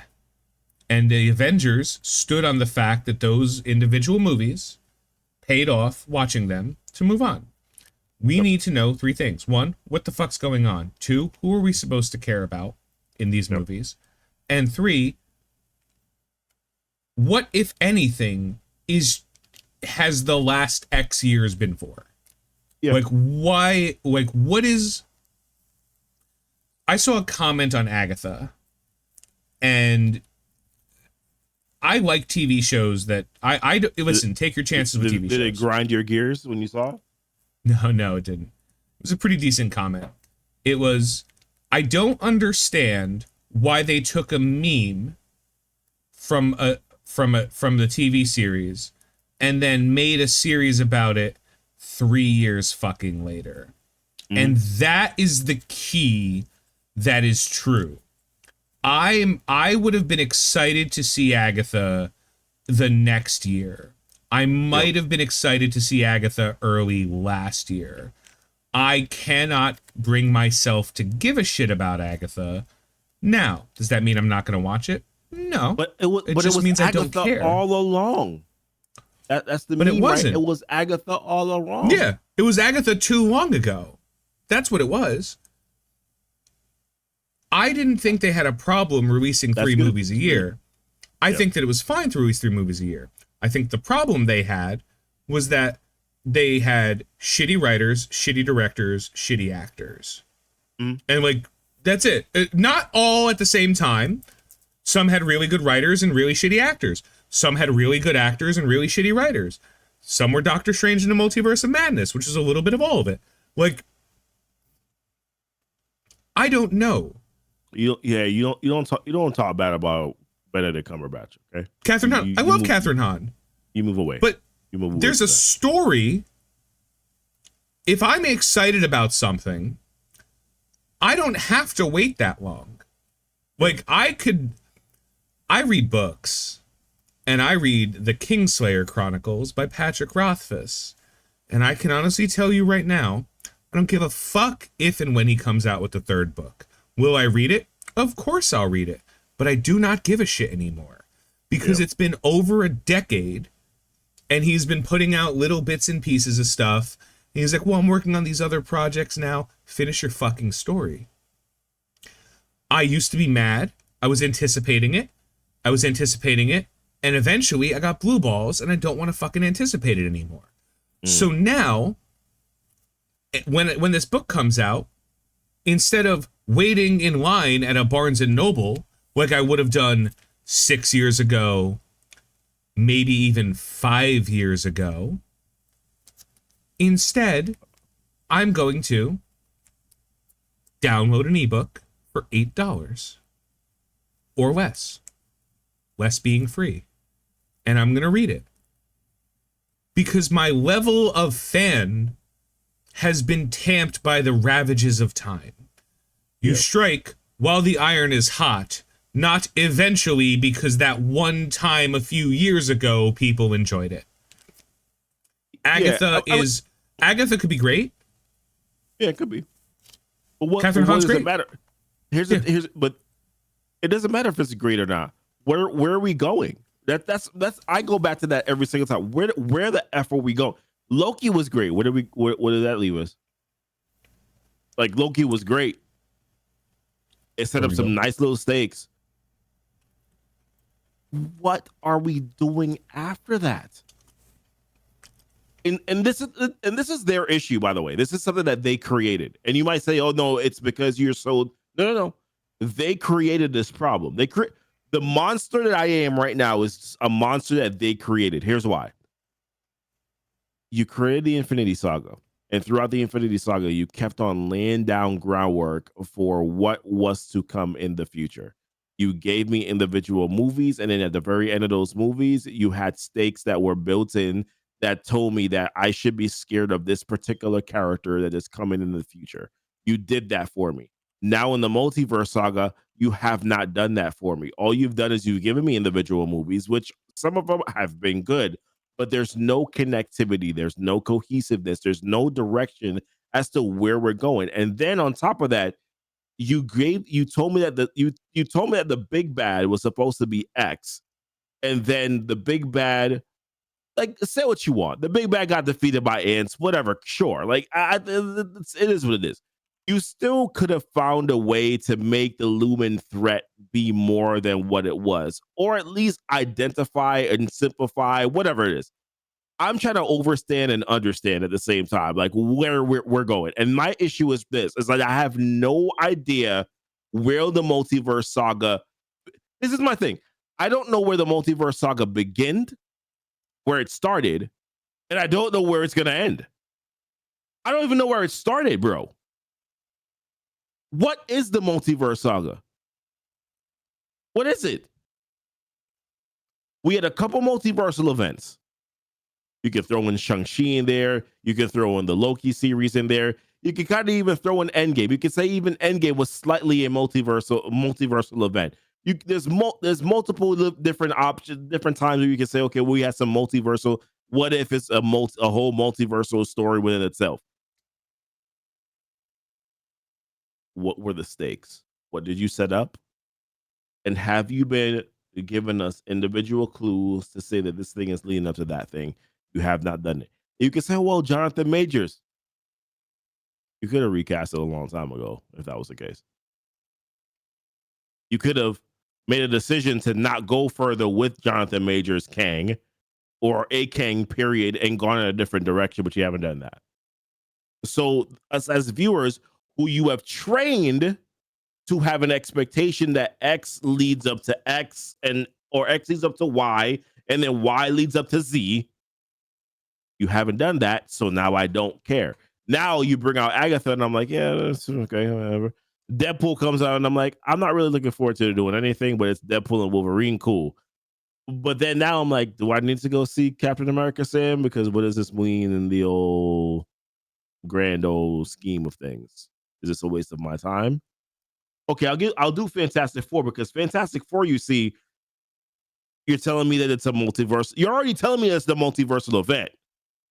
Because you're telling me that they're in an alternate universe. You're telling me that they're going to be displaced. Yes, that's the rumors. So now I know it's a multiversal event. But then I'm also thinking to myself, I'm like, but how are they going to connect with a multiversal saga? Because there's no clear distinction between like who is multiversing.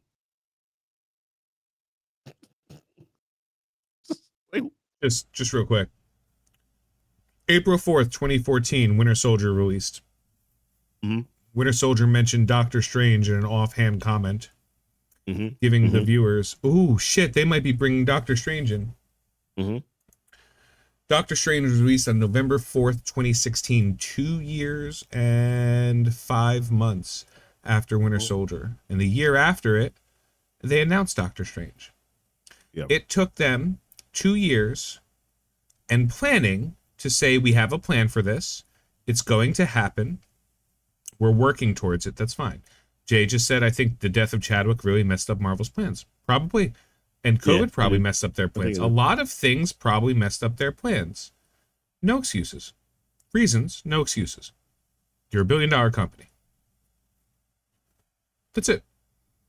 You are the largest. I've said this before, and I said this again, as a Star Wars fan, and I am a Star Wars fan. I am such a Star Wars fan, I will tell you in all certainty that all 9 Star Wars movies, every single one of them, were not that good. Every single one of the mainline Star Wars movies, they weren't that good. They were fun. Different varying levels of fun. None of them were good. None of them were insane. But they were fun. I love them. Well, and I can tell you. Said something. TLC said something. He's like, Fantastic Four being, I have a burning desire to answer this, to say something about this. Fantastic Four being set in an alternate dimension already makes me care far less. You would have been far more pissed off if they were already in the 616 timeline. You'd have been like, where the F were they? What were they doing? They saw Thanos happening and they didn't do anything? Like you'd have been far more pissed off knowing that they were already here and they did nothing, unless there was a reasoning for them not being available, right? Which, once again, we don't know. We have zero idea. Every script is a choice, right? If a character does something, it's because they were told to do something by the writer. They could have easily been like the Fantastic Four existed, got time displaced, moved on. Could they have written a good story of that? I don't know. Yeah. But that's something they could have done. I don't know that it taking place in an alternate universe makes me particularly care less. I'm willing to accept a lot. But yeah, you wanted to bring that up, and that's a reasonable reason to do that. I'm willing to accept quite a bit. Yeah. But at the same time, I would have accepted they existed in the 60s. They did an experiment. They were time displaced, or they went to another dimension and they were trapped there. And now, like, you know, there's a million things they could do. If the story's good, it gets a pass. That's all it comes down to for me. That's if the story's good.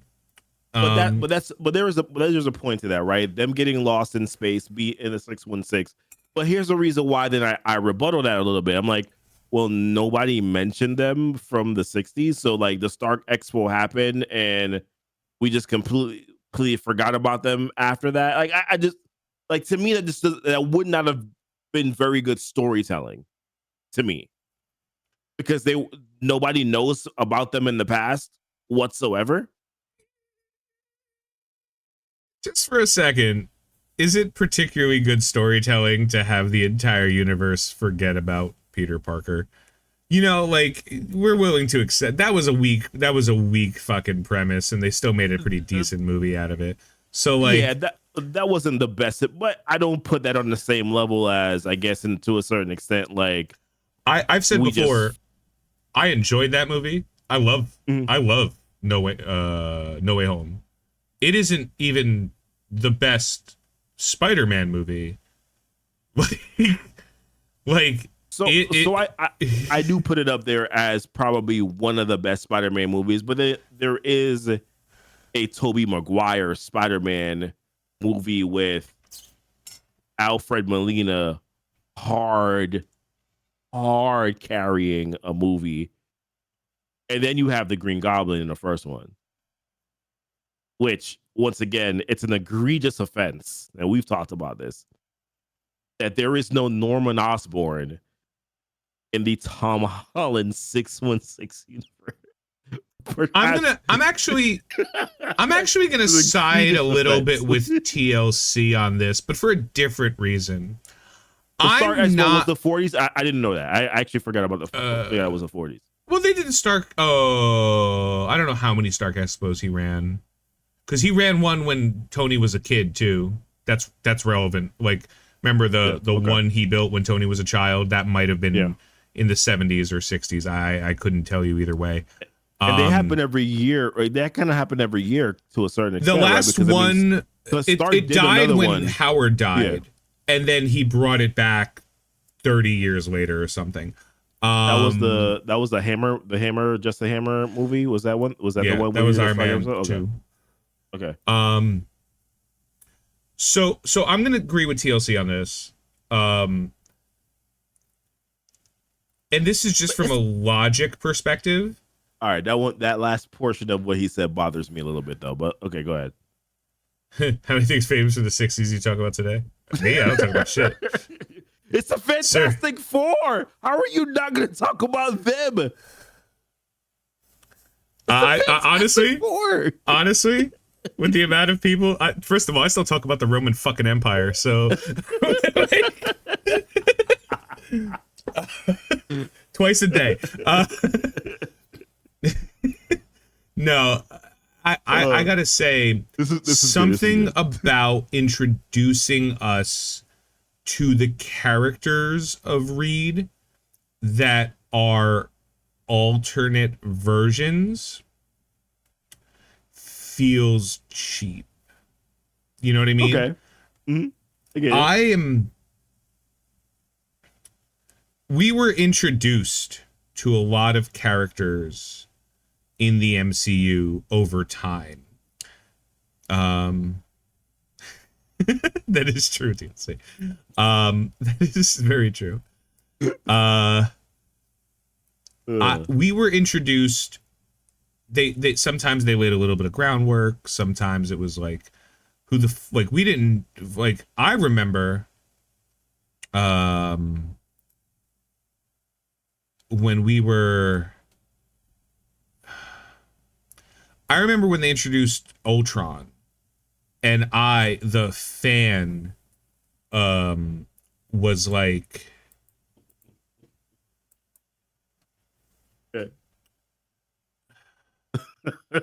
Hank Pym made Ultron. Yeah. This is wrong. Like, the fan. And that ended up not bothering me as much as the general story just kind of let me down. Yeah. It's not. Bots are just getting desperate.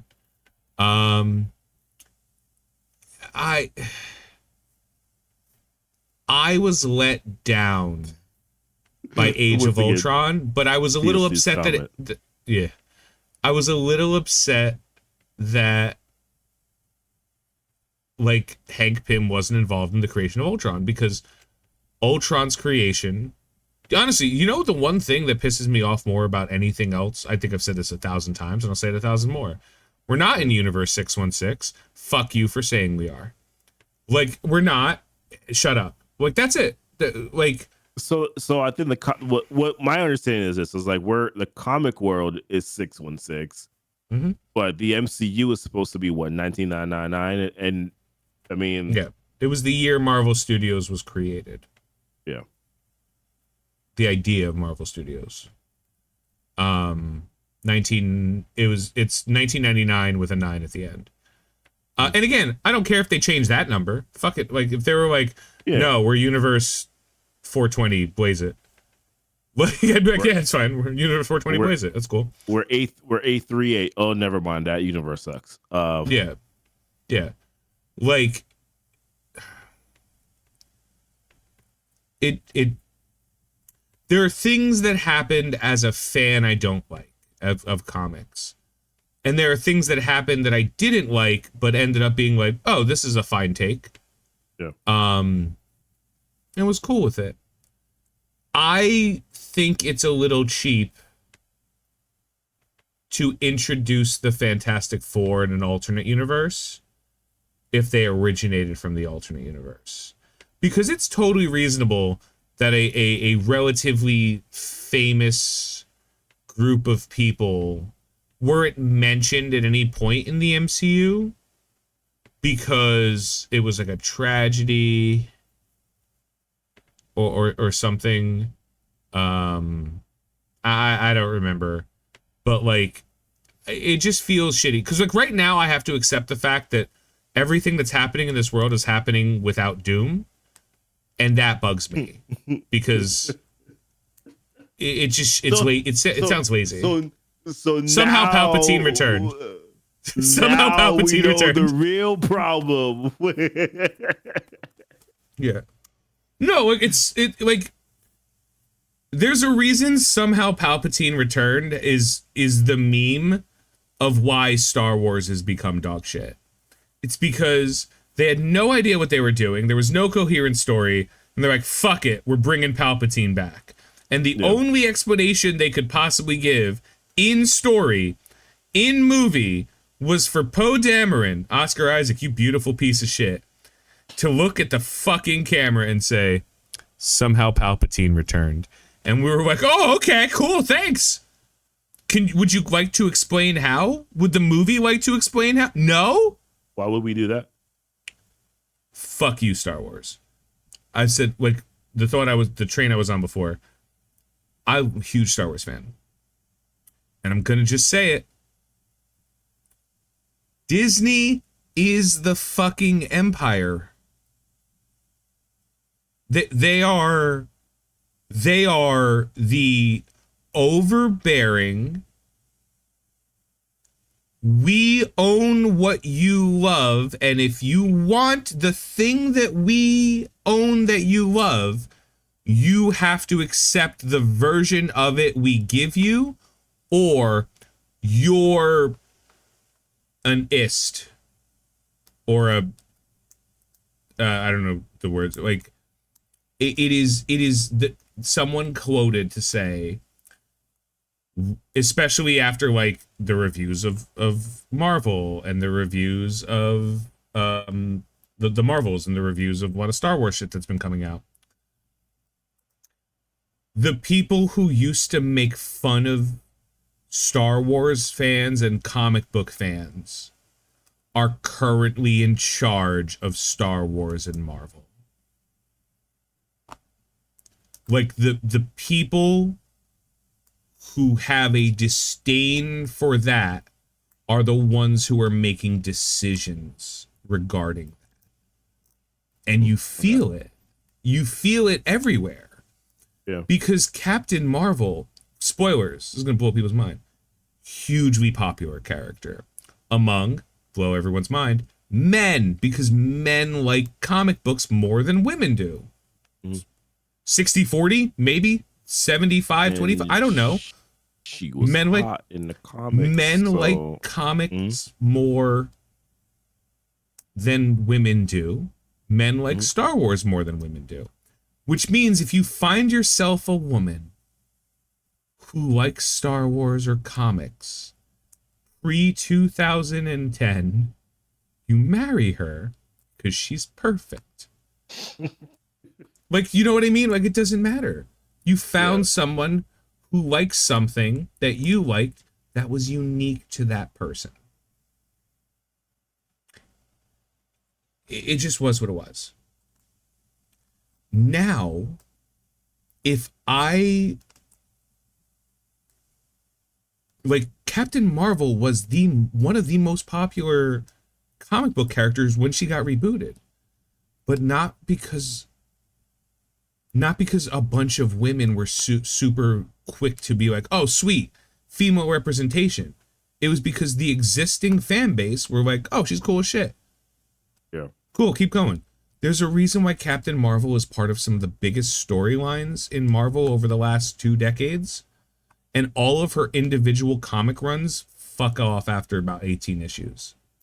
Yeah, I was going to say, like, her individual comic runs, she's more of a support character. She's had 8 solo runs, always coinciding with something, and none of them take off because the people who buy comics don't want inherently to buy Captain Marvel comic books. They want to see Captain Marvel in the comic books they read. The Avengers, the Guardians of the Galaxy, which is also not something anyone read, but like just throwing it out there. Yeah. Some characters, some people like specific characters. I will read a comic book arc if it involves Doctor Doom. I like Doctor Doom enough that I'll buy comic book runs that feature Doctor Doom. That doesn't mean that he... What was that? Have you read Blood Hunt? No. Yeah. That one features Doctor Doom a little bit. Yeah, but I just watch your videos on it. That's fair. That's fair.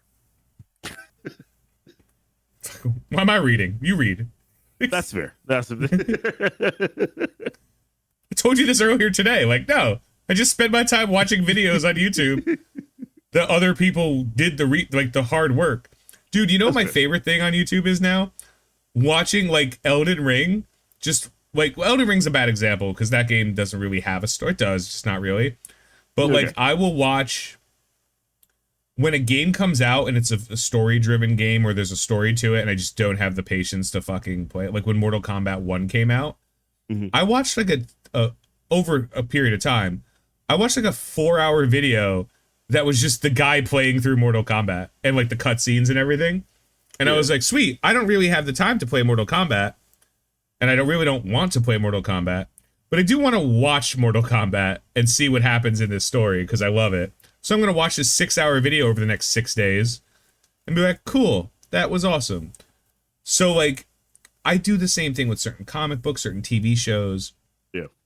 I just can't, man. Like, I know I get taken out of something if something stupid happens. So even if I love it or I'm a fan of it, I'm passionate about certain things. I'm passionate about She-Hulk. I don't think the She-Hulk show was particularly, like, I don't think anyone did a poor job acting, but I think the story was dumb. I think it was disjointed. I think it didn't make sense. And I think that when we got to the end, and your only argument was, actually, in the She-Hulk comic, she breaks the fourth wall all the time. Yeah. And those are appreciated. And this wasn't, which means there's a fucking difference. Which means the comics don't take themselves fucking seriously, and this show is. Yeah. I can't. Only to then rewrite a worse ending than the previous one before, by the way. I just wanted to point Yeah, no, yeah, out. like... Okay. Well, it's not a GnT if we're not shitting on She-Hulk for at least 5 minutes. Yeah, that's fair. I get that not everything is made for me, and I'm cool with it. But if it's the thing I like, and you're not making it for me, you suck at your fucking job. Like, you suck at your job. Like, what else? I am your customer. I am your customer. I don't have to love absolutely everything you come out with. But I need to, at the very minimum, like most of it. Because that's how you lose your fucking customer. How many... This is real talk. Toys, right? Toys sell. Clothes sell. How many people, how many Star Wars fans are going to buy Acolyte merchandise? The answer to that question is when I say nobody, I don't mean zero people. I mean not enough that it's worth commenting on. When I say nobody, nobody's going to do it. It's not going to be worth the time it takes to develop and sell.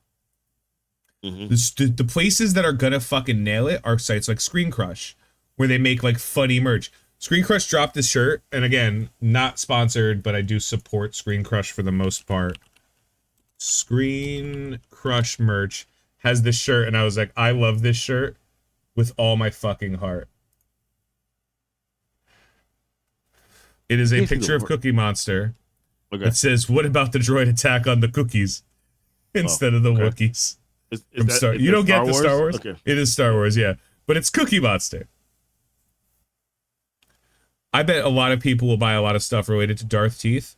I don't believe that.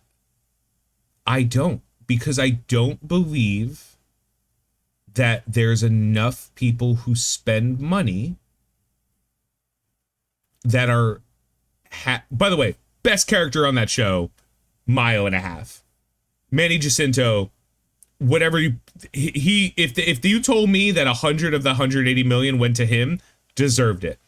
His acting, the guy who plays Soul, Daphne Keane, and the chick who plays God, what's her name? The green alien from the High Republic books. Vernestra Rowe? Nailing it. Nailing their job. Daphne Keane nailed her job. Spoilers. She's not nailing it anymore.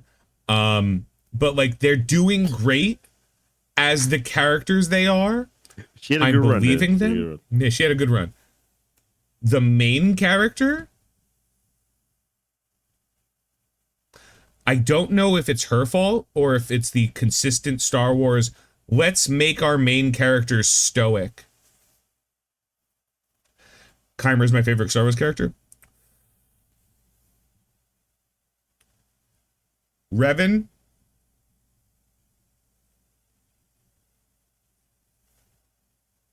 Mara Jade. Kymer. Twins are the worst. May and Osha are the twins of the show, for anyone who's not familiar. Looking at you, Goofy. Thanks. Appreciate it. May and Osha are the twins in the show. I don't know if the actress, Amanda Stenberg, has been given notes to play this way, or if she is just not a good actress. I don't know that, so I'm not accusing. She has one emotion among two different people in every fucking scene. One emotion. I'll do it right now. Every face, every emotion. Is that it? Just okay. Yeah, that's fair. No, I said I can't read. It's not the same.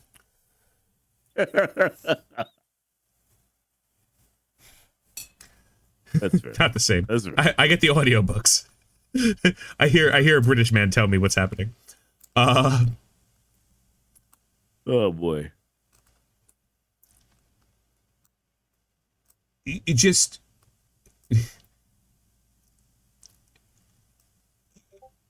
every single fucking character in that show is given just terrible things to work with. And some, like the guy who plays Soul, the Squid Games guy, wonderful. Nailing it. Perfect. The guy who plays Yord, dude, I don't get it. I don't get it. He was doing great right up until that thing happened. He was doing great. And he would say, like, I have a good idea, and then yeah. Like, I just can't, man. Yord's like, yo, we should do this. And then, like, everybody's like, no, we're going to do the dumb thing. And he's like, we're going to do the dumb thing. Yeah. We'll do the dumb thing. That makes sense. And then they do the dumb thing. And it was dumb. And he's like, if only somebody told you it was a dumb thing. I fucking love that guy. Keep in mind, that's the guy that people shit on for being funny. Like, Anakin blew up the Death Star. Like, I don't give a shit. He did a great job. The acting, editing, and pacing are horrible, correct? Chimera, Soul, Indara. Is that Indara? Was that her name? Yeah. Dude, I'm going to be very clear. The Acolyte is the skeleton of a good Star Wars show run by somebody who hates Star Wars. It's the only explanation. It's the only explanation. I loved the lesbian space witches. Not only did I like them, I loved the idea, the premise, the concept, the potential that they were the people in which Tenebris and Plagueis, like, evolved the thought of creating beings with the Force from. Like, that had to come from somewhere. Yeah. Phenomenal. And then they sang, and I was like, oh.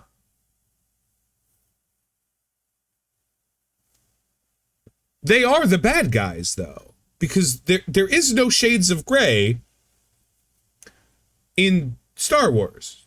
There just isn't. The Jedi are good guys. The dark side users, it's called the fucking dark side. That's right. But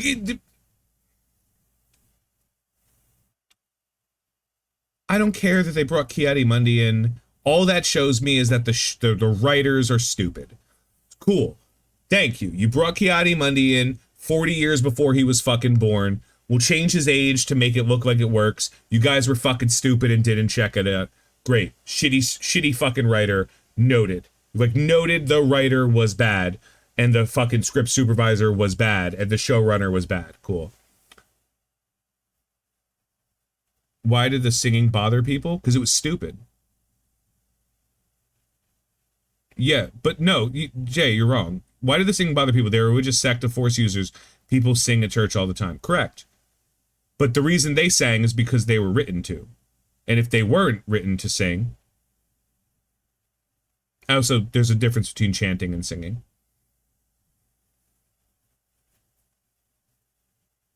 Did he learn English just to take the part of Soul? Is that true? He's fucking great. I would love to be the showrunner for season 2 of The Acolyte. I'll keep everybody.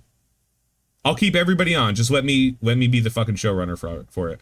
I'll take care of it. You're all gonna get the best Star Wars you ever seen in your life. Bro, you're gonna be fucking. Star Wars fucking, man. That's what's gonna happen. Everybody's gonna be fucking.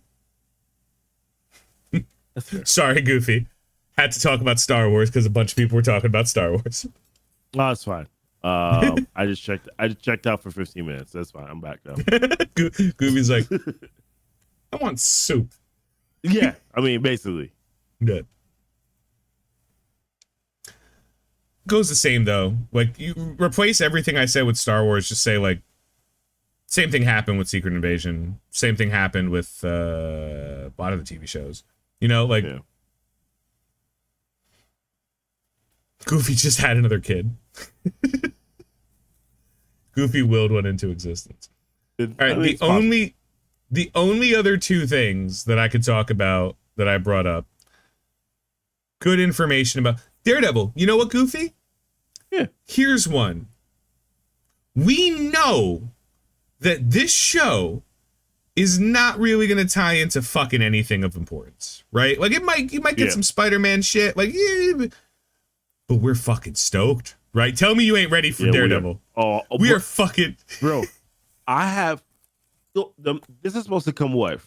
February? Is it February? When is this happening?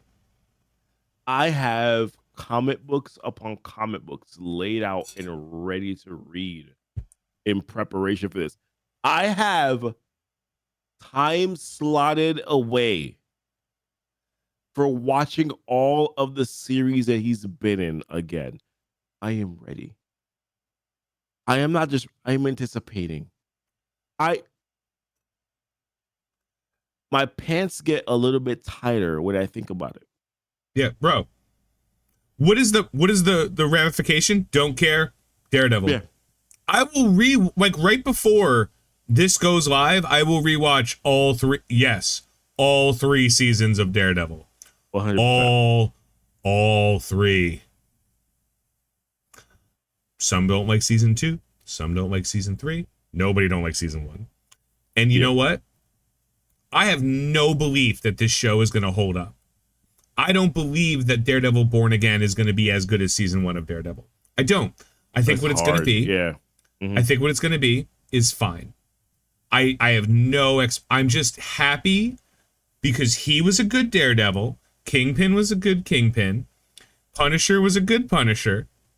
Like, they're all playing their parts well, and I appreciate them for it. In the series, yep. Also, every time we've seen Daredevil in an MCU product so far, they've nailed it. Nailed it. Him catching the brick in Spider-Man. Him fucking She-Hulk. Like, nailed it. Doing the walk of shame. Like, people got mad at that. I was like, that's a Daredevil move as a motherfucker. That's absolutely a Daredevil move. Daredevil fucks, bro. Yeah, he does. I mean, Daredevil gets around, bro. Let's just call it what it is. He's literally a Catholic rabbit. Like, he just fucks all the time. Yeah. So it's good to see that they're ready for season 2, that they're going to start filming in the fall, and it should be ready because the season 1 of Daredevil is coming out early next year, I believe. Mm-hmm. And then so I think it'll do like season 1 will be like February of next year, and then the next season will be like 6 months later, like August or something. And that's, you know what? You give me 9 episodes and on a cliffhanger, give me 6 months to give a shit, I'm all in. Yeah. Right? And again, they were originally an 18-episode season. They realized that was a little bit more than they were capable of because they're hiring people who aren't good. Yeah. And they're hopefully going to stop hiring bad writers. Whatever. So this one, not much to talk about, just excited about. But then this, we got confirmation of who Giancarlo Esposito's character is. And guys, whoever you thought it was, you were fucking wrong. Because it's a character named George Washington Bridge. That is not a meme or a joke. Do you want to know why it's not a meme or a joke? Because I jujuled it.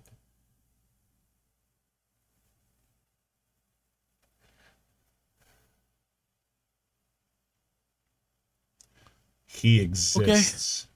What does he do? Is Giancarlo Esposito.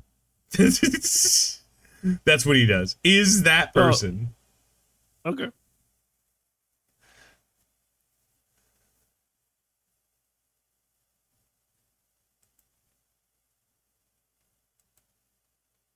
That's it. That's it. All right. That's it. That's all I'm going to say. these are only the two things to talk about that were kind of relevant. I know The Boys. We missed 2 episodes of The Boys because we missed last week. We did. Yeah. But episode 5 was pretty wild. Yeah. Wasn't as good as 4, but you know. Was it? Yeah. You saw 5. Talk about 5. Yeah, I mean 5 was interesting, a little corny. I didn't like the whole animal stuff with, you know, them spoilers. I'm going to give it away. Hold on, have you watched it? Me? 5? Yeah, I watched. Yeah. All right, cool. Beware the Jabberwock, my son. That was episode 5. I didn't see 6. Yeah. No, so I wasn't a big fan of the Compound V thing with the sheep and the other animals. You know, I wasn't a fan of that. I thought that was a little weird to me. I did like the interaction between Starlight and, of course, Newman. I thought that was very interesting. Why are all superheroes immortal? Like, what? Yeah, I don't know. I am convinced that Butcher, that the guy that I don't remember his name, and this is probably funny because I'm sure that probably people would say, well, you got to watch episode 6. I have not watched it yet. So at some point in time in this series, I believe that the guy that we see talking to Butcher is also him hallucinating. My thoughts. Jeffrey Dean Morgan? Yeah. Like whoever that guy is. No. I believe that this is him hallucinating. And I think that at some point in time, we're going to find that out. I don't know. Maybe it might be towards the end of the season, but I mean, I don't know. I definitely think it's going to happen. Homelander's son is evil. Is he evil, or did he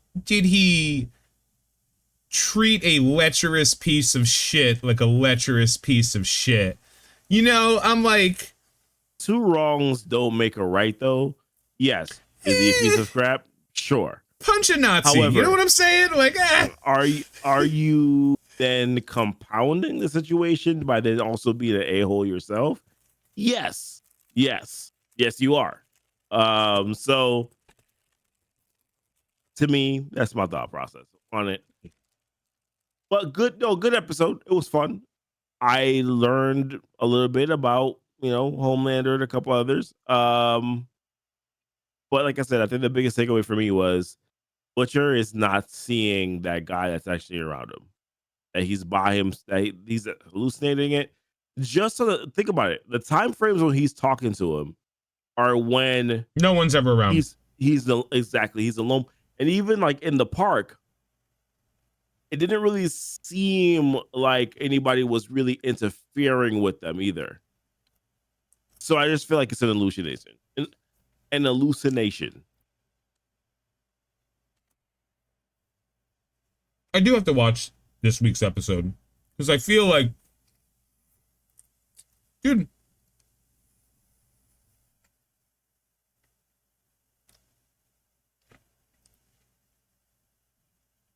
I don't get why this show is getting so much hate. Oh, I'm not even paying attention to it at this point. Yeah, you want to know the difference? That's cool. What? Text me, just tell me what. Yeah. No, you want to know the difference? I'm watching the show. I'm enjoying the show. It's fun. And I'm just going to check something real quick. Oh, that's the Acolyte. Whoopsie. I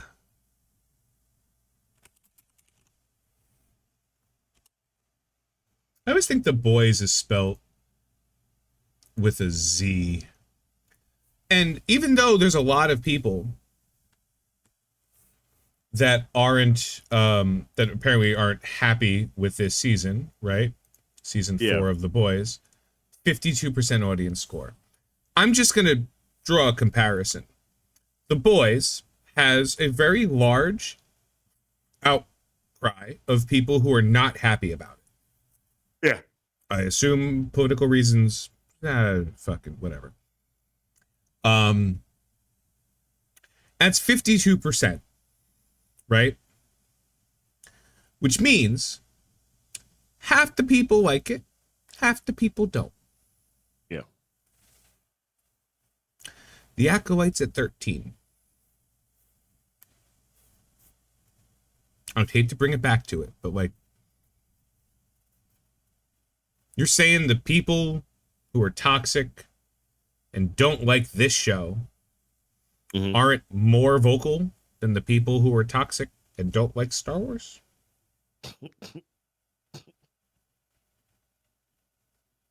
To numbers.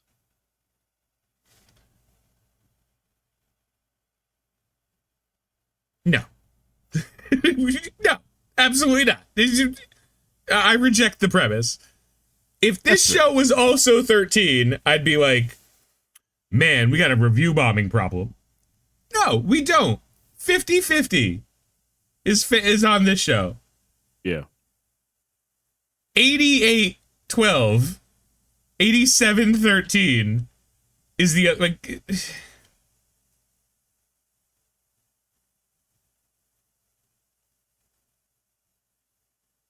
Yeah. Why are there... If Acolyte is bot review bombed, cool. Why is it that there are enough people angry enough to make a bot to review bomb it, but not enough people happy enough to make a bot to review praise it? Negativity sells. Why is it always like, oh, we're gonna downvote this thing? I'm not saying it's an accurate number. I'm just saying 13% is ridiculous. Like, yeah, I've said like 30% probably. I'd say 2/3 hate it, 1/3 like it. That seems reasonable to me. So I do think it's been 13% is the reason, but it's not like it's not an 80% show that a bunch of incels voted 70% lower. Like, no, people complain more than people compliment. Okay, I'll step it up. That's true. Right. I agree, but there are more people complaining about the Acolyte's review bombing than there are people positively reviewing the Acolyte. It's an easy solution to fix. If the group of people are motivated enough to review bomb, and there's not an equal, like I said, 50-50. I guarantee you there were reviews for the Acolyte of people who just didn't even see the Acolyte, just hate it because of what they saw on the internet. Yeah, that's fair. It's a flawed system.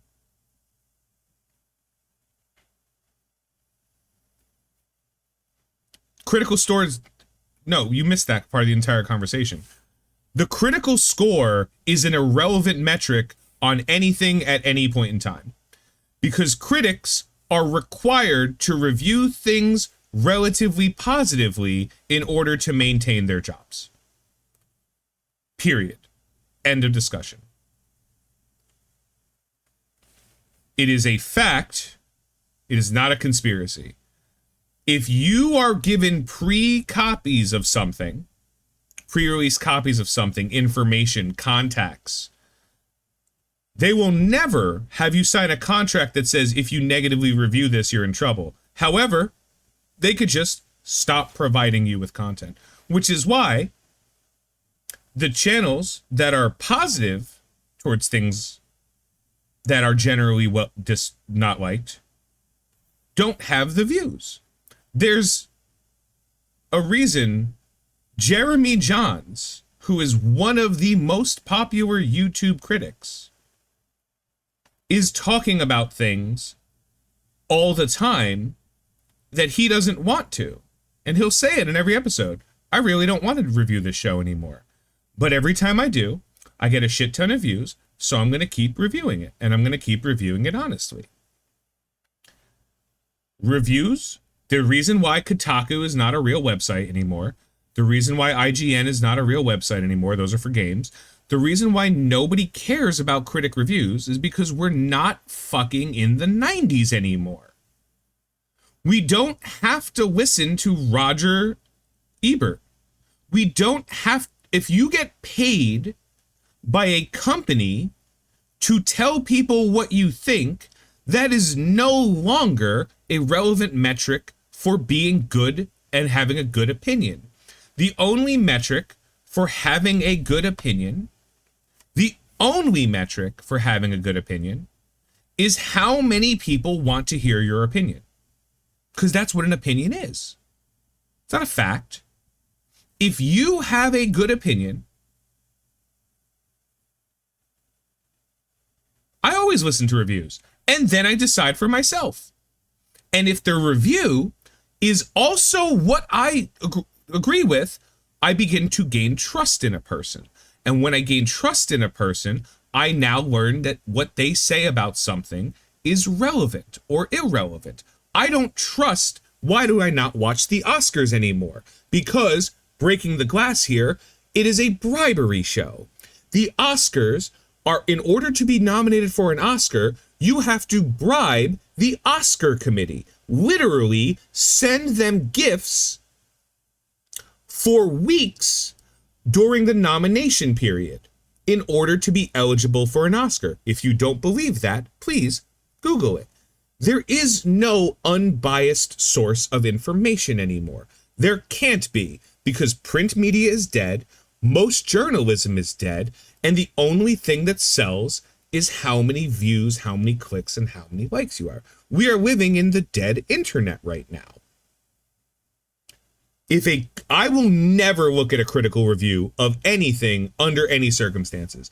This score means absolutely nothing to me, because there are plenty of versions of this where it's the reverse, where the critics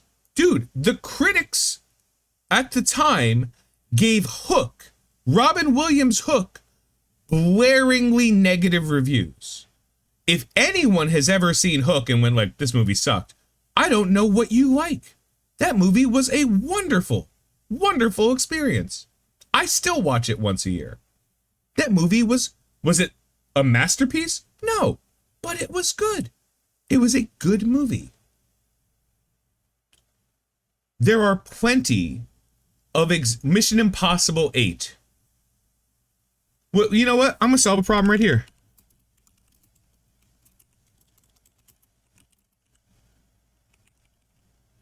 I don't even remember what the last Fast and the Furious movie was.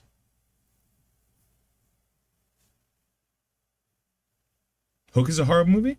It's good pacing, good story, decent acting. I don't think it's a horrible movie. Horrible movie. Please keep in mind, the horrible movie is not the same as like The Room with Tommy Wiseau is a horrible movie. I don't think Hook was a horrible movie.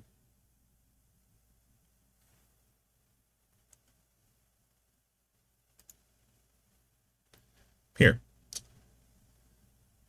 Fast 9. 59% tomato meter. 82% audience score. What makes this invalid and the Acolyte valid? The Acolyte reviews valid. What is the difference between these? The difference is, one of these is critiquing a form of art. One of these is critiquing a form of entertainment.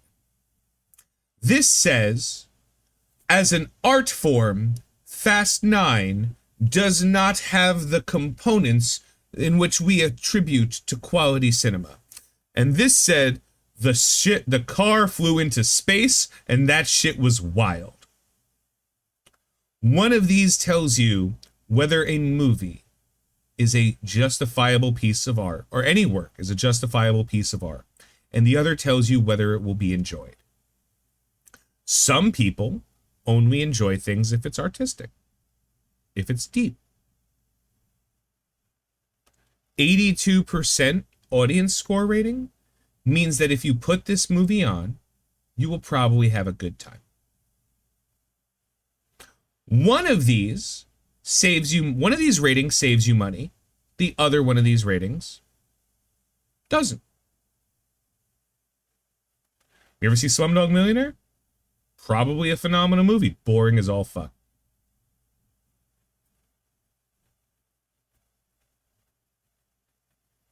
Oppenheimer was like 4 hours and a half long. Was it a good movie? Probably. Would I ever watch Oppenheimer again? Absolutely not. Barbie movie? I will watch that movie right now. Barbie movie? Was Barbie a great movie? No. No, of course it wasn't. It was trite and shallow and kind of dumb.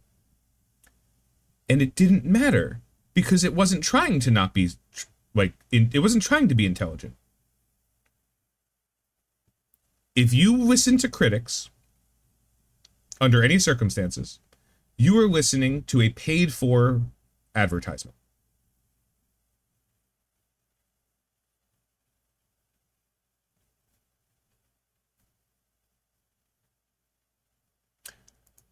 Beverly Hills Cop. When the closer these scores are together, the more I inherently trust them. The further they are away, the more I trust the audience score. That's like, if like these are close enough that I'm like, oh, this movie's probably fine. This movie's probably fine. Despicable Me 4. 54% review. 90%.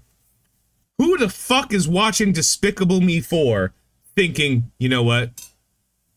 I've had a rough week. I need to drown myself in some poetry. No, nobody is. I don't even know where Goofy went. I hope he didn't die. The people who are watching Despicable Me 4 already know what it's about. I will say, the closer the scores are, first of all, Rotten Tomatoes, it's an aggregate. Let me be clear. There's no rating system. This is like 99 reviewers had an opinion on this. Moviefreak.com. Have you ever been to that fucking website? Spoilers, you have not, because it's not a real fucking website. The Times of India has a review of this site. I don't live in India. I don't have predilection or sensibilities of an Indian person, like from India. So I don't know if this review is worthwhile to me, because I'm a piece of shit American, so I need a piece of shit American to tell me what's up. Empire Magazine. Has anybody read Empire Magazine? I'm not even going to say recently. Ever. No, of course not. Magazines aren't fucking real. Newspapers aren't fucking real. Critics aren't fucking real. None of this is real. I trust Hannah Rose from Comic Book CBR as much as I trust Doug Walker from Channel Awesome. They have the exact same value to me, which is none at all. So if I want to see a movie, I'm going to go to Rotten Tomatoes, and all I'm going to look for, any TV show, any movie, I'm going to go and I'm going to see how different is it. 74-83, I'm going to watch this movie. Because the movies, the reviews, and the critic score are reasonably close enough that I'm like, oh, okay. If both the critics and the fans are like, this movie sucks, yo, this movie sucks. Maybe I'll watch it because it sucks. If both of them are like, it's not bad, I'll be like, oh, okay, let me give it a shot. If both of them are like, yo, this shit's tight, I'm going to watch it. Like, oh, Goofy, what you missed. This is critiquing it as a piece of art. This is critiquing it as a piece of entertainment. This score tells you very little. This score tells you very much. That's what I'm saying. Like, if you enjoyed something enough that you will be like, yo, I enjoyed this. It's like a Yelp review. Do you ever, like, does anyone even look at Yelp anymore if you're not, like, a white woman?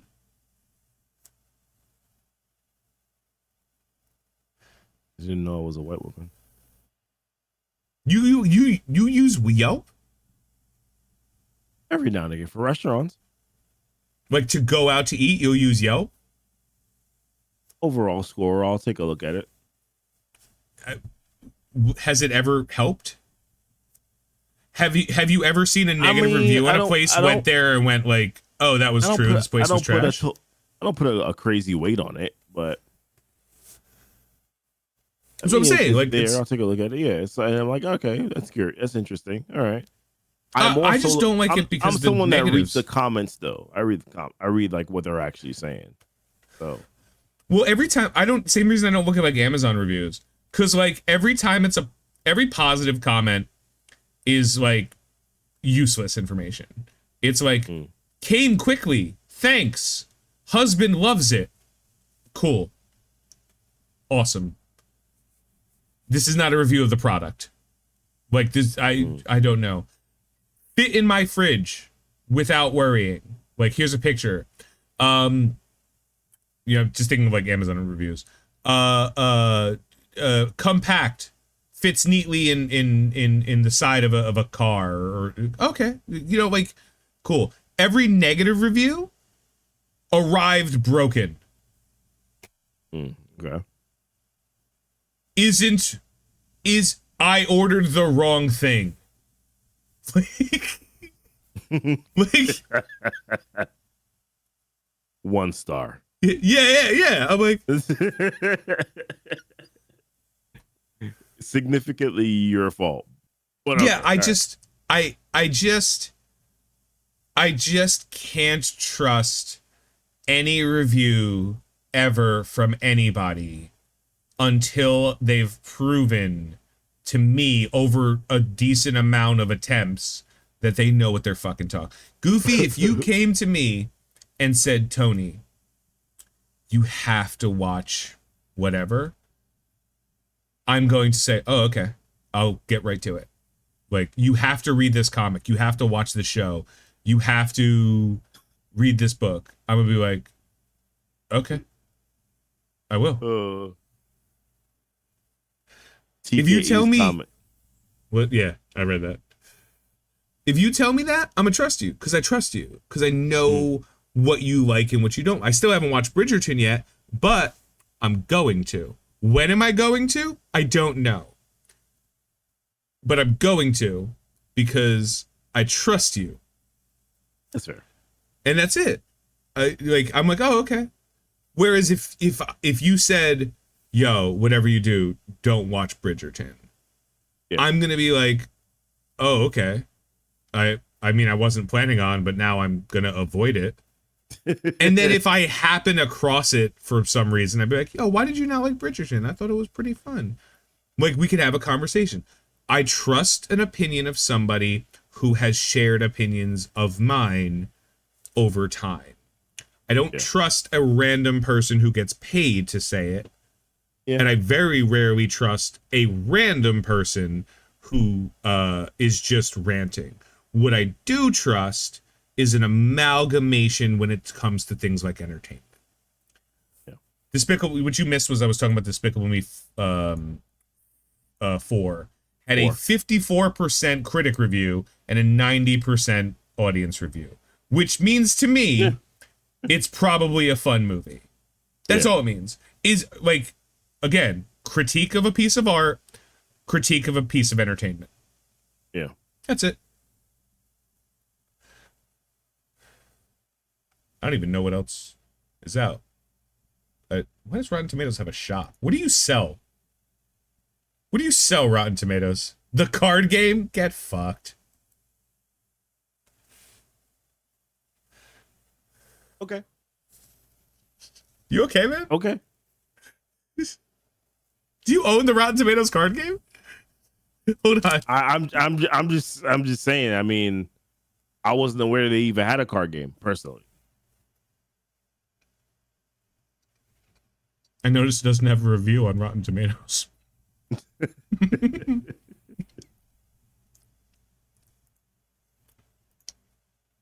Ooh, Cobra Kai. Where? What? Where? Did I miss it? I think there was a thing that showed up that said something about Cobra Kai. You watch Supercell? Supercell? No. Yeah. Should I? Oh, it's really good. It's really good.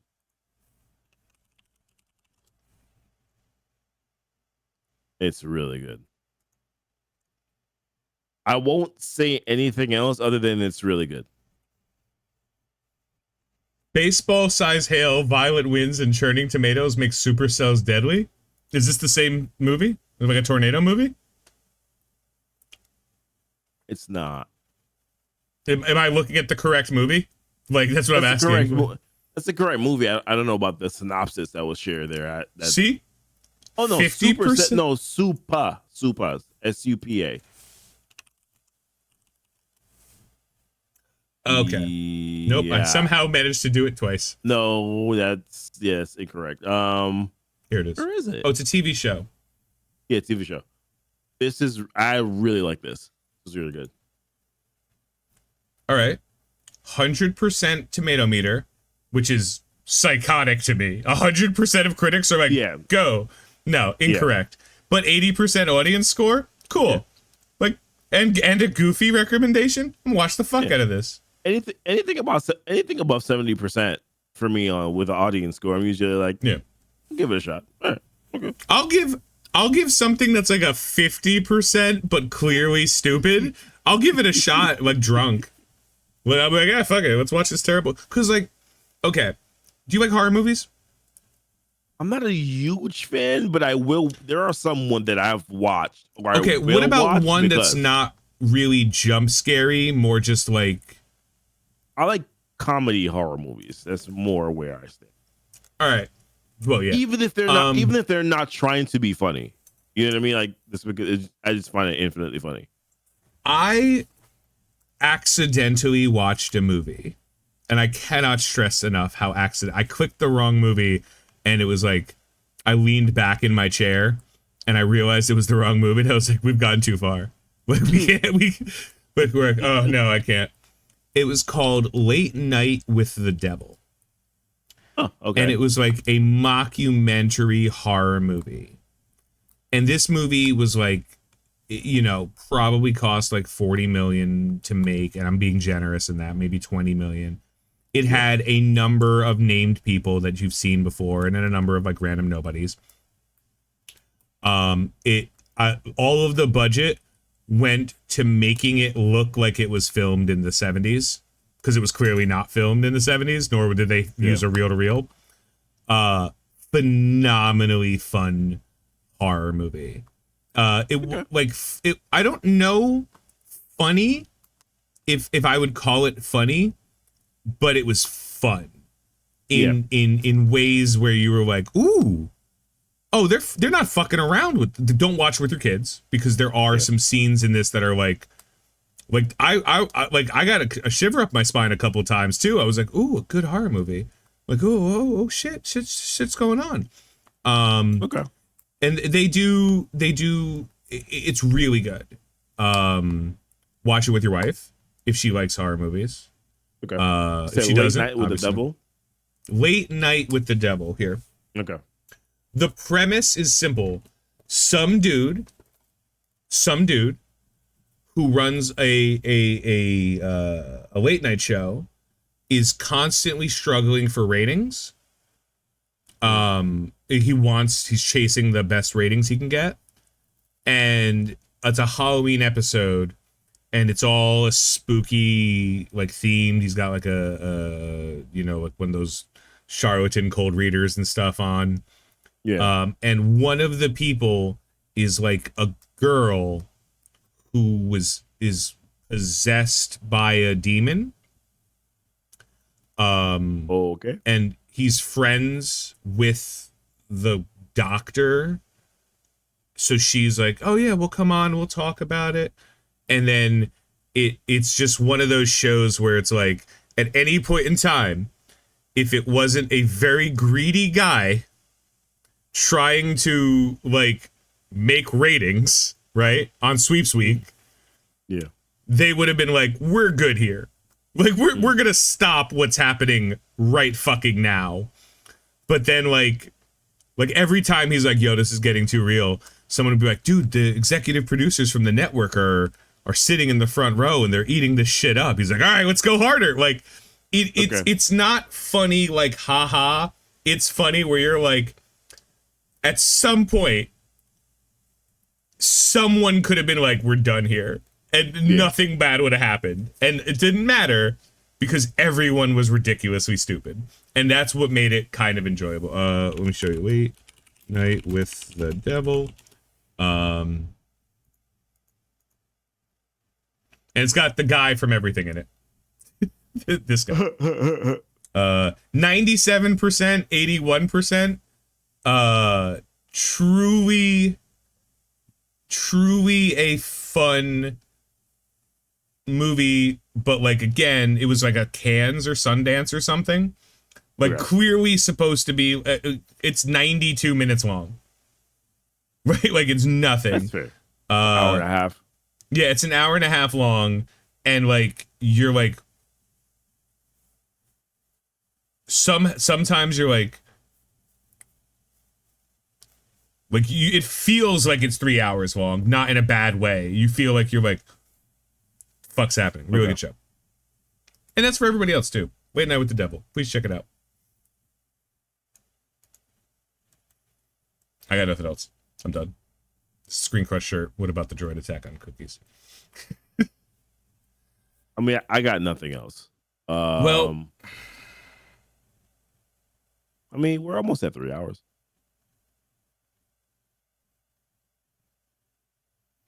It's just unfortunate. We used to have so much to talk about. Not even like when we were doing this, just like in general. Then Marvel done and fucked up for like 2 years straight. And now we're stuck just sucking on Deadpool's tits until it comes out in 3 weeks. And then when it's done, we're going to talk about Deadpool for 3 more weeks. Then we'll talk about we'll talk a little bit more about The Boys, as we kind of move forward, as we get a little bit closer to the finale. We'll be caught up on The Boys next week. Like we'll have 7 and 8. There just isn't much else. Like any games we're excited for?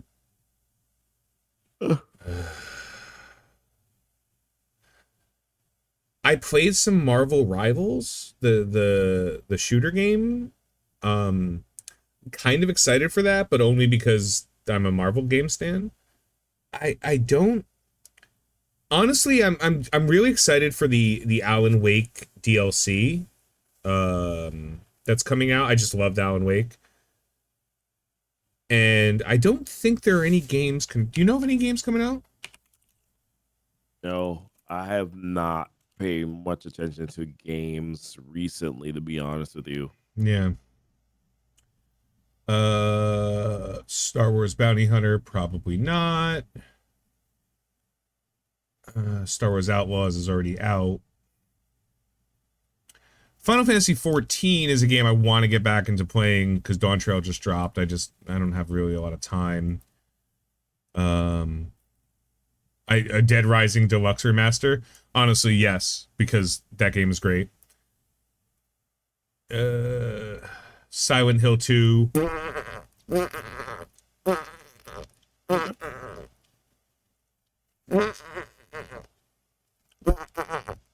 Part sound. I was curious if you're gonna do any more. Okay, that's fair. I'm done. No, I really don't think there's any games that I like. I'm always on the lookout for some games like Path of Exile 2, but I don't know how much time I have. It's just hard, man. It's really hard. I play Star Wars Galaxy of Heroes. I play Marvel Strike Force, and on my PC I play. I still play Baldur's Gate. It's still one of the best. No, I'll bring it up here. Baldur's Gate. I've been playing this game called Mullet Mad Jack, which is just like an 80s synth wave Doom clone. Like remember Doom? It's just Doom, but you're literally a mullet 80s guy who just runs around shooting shit. It's very stupid, but it was like $3, so like who cares? Power World's got DLC coming out. I like Power World. Warframe is a great game, but I haven't had time to dump into it. A lot of these MMOs are really hard to come by. I don't know. Time is really hard. When I have some free time, if I want, I'll play, like, if I can get like 2 or 3 hours, I'll play like Baldur's Gate 3. Maybe I'll get a couple rounds of Overwatch in or something. You know, something fun like that. If I don't know how much time I have, I play simulator games like Power Wash Simulator, Gas Station Simulator. They're like all of these like $10 games where it's just like open a gas station, but they're always insane because the people who make these games are psychotic. So at one point I opened a gas station and they're like, "Hey, do you want to open a bus stop?" And then the warning came up. It's like, just so you know, if you open a bus stop, you can never go back to what it was like before you opened a bus stop. And that's ominous as shit, because it's just a bus stop. And then a party bus full of dancing aliens showed up, bought every item in my fucking store, and then fucking left, and wouldn't leave until I rang them all up. I was going nuts. I was like, this is the craziest shit I've ever seen. Right. Yeah. Jay, agreed. Star Wars Galaxy of Heroes, dude. I took a year off that game, came right back in, and like everything they've updated in that game, the way it feels, I'm like, dude, I don't even care. I don't feel pressured to spend money. I feel happy to spend money in that game when it comes up. I'm like, oh yeah. And Death Trooper is insane. What about you? Goofy? You look dead. Let's call it. I tried to get us the last 9 minutes to 3 hours, but let's. No, we're done. I'm done. We're done. We're calling it. We're calling it here, guys. Thanks. We're gonna be back on Fridays. Last week I was a little under the weather, so we couldn't make it. So tell your friends, tell your family. If you're watching this on YouTube, why? But also click some buttons that they tell you to click because of reasons. And Goofy, would you like to tell anything to our fan? I like how you preface it by saying fan. Yeah, check us out. We're talking check to me Pip out. now. That's fair. Check me out on Keeping It Comic. More content coming out on that channel. We're covering Blood Hunt because Blood Hunt is interesting. I'm not gonna say it's great, but it's an interesting story. And then we're prepping for Venom War. That video is probably coming out on Sunday, so you guys will see that one. So, check us out there. More content coming up, and like and subscribe. Hold on, I got you guys. Here's Goofy's channel. Yay. If you're not already there, go there. It's Keeping It Comic. God bless and good night, Russell Sin. Not even saying anything, just leaving.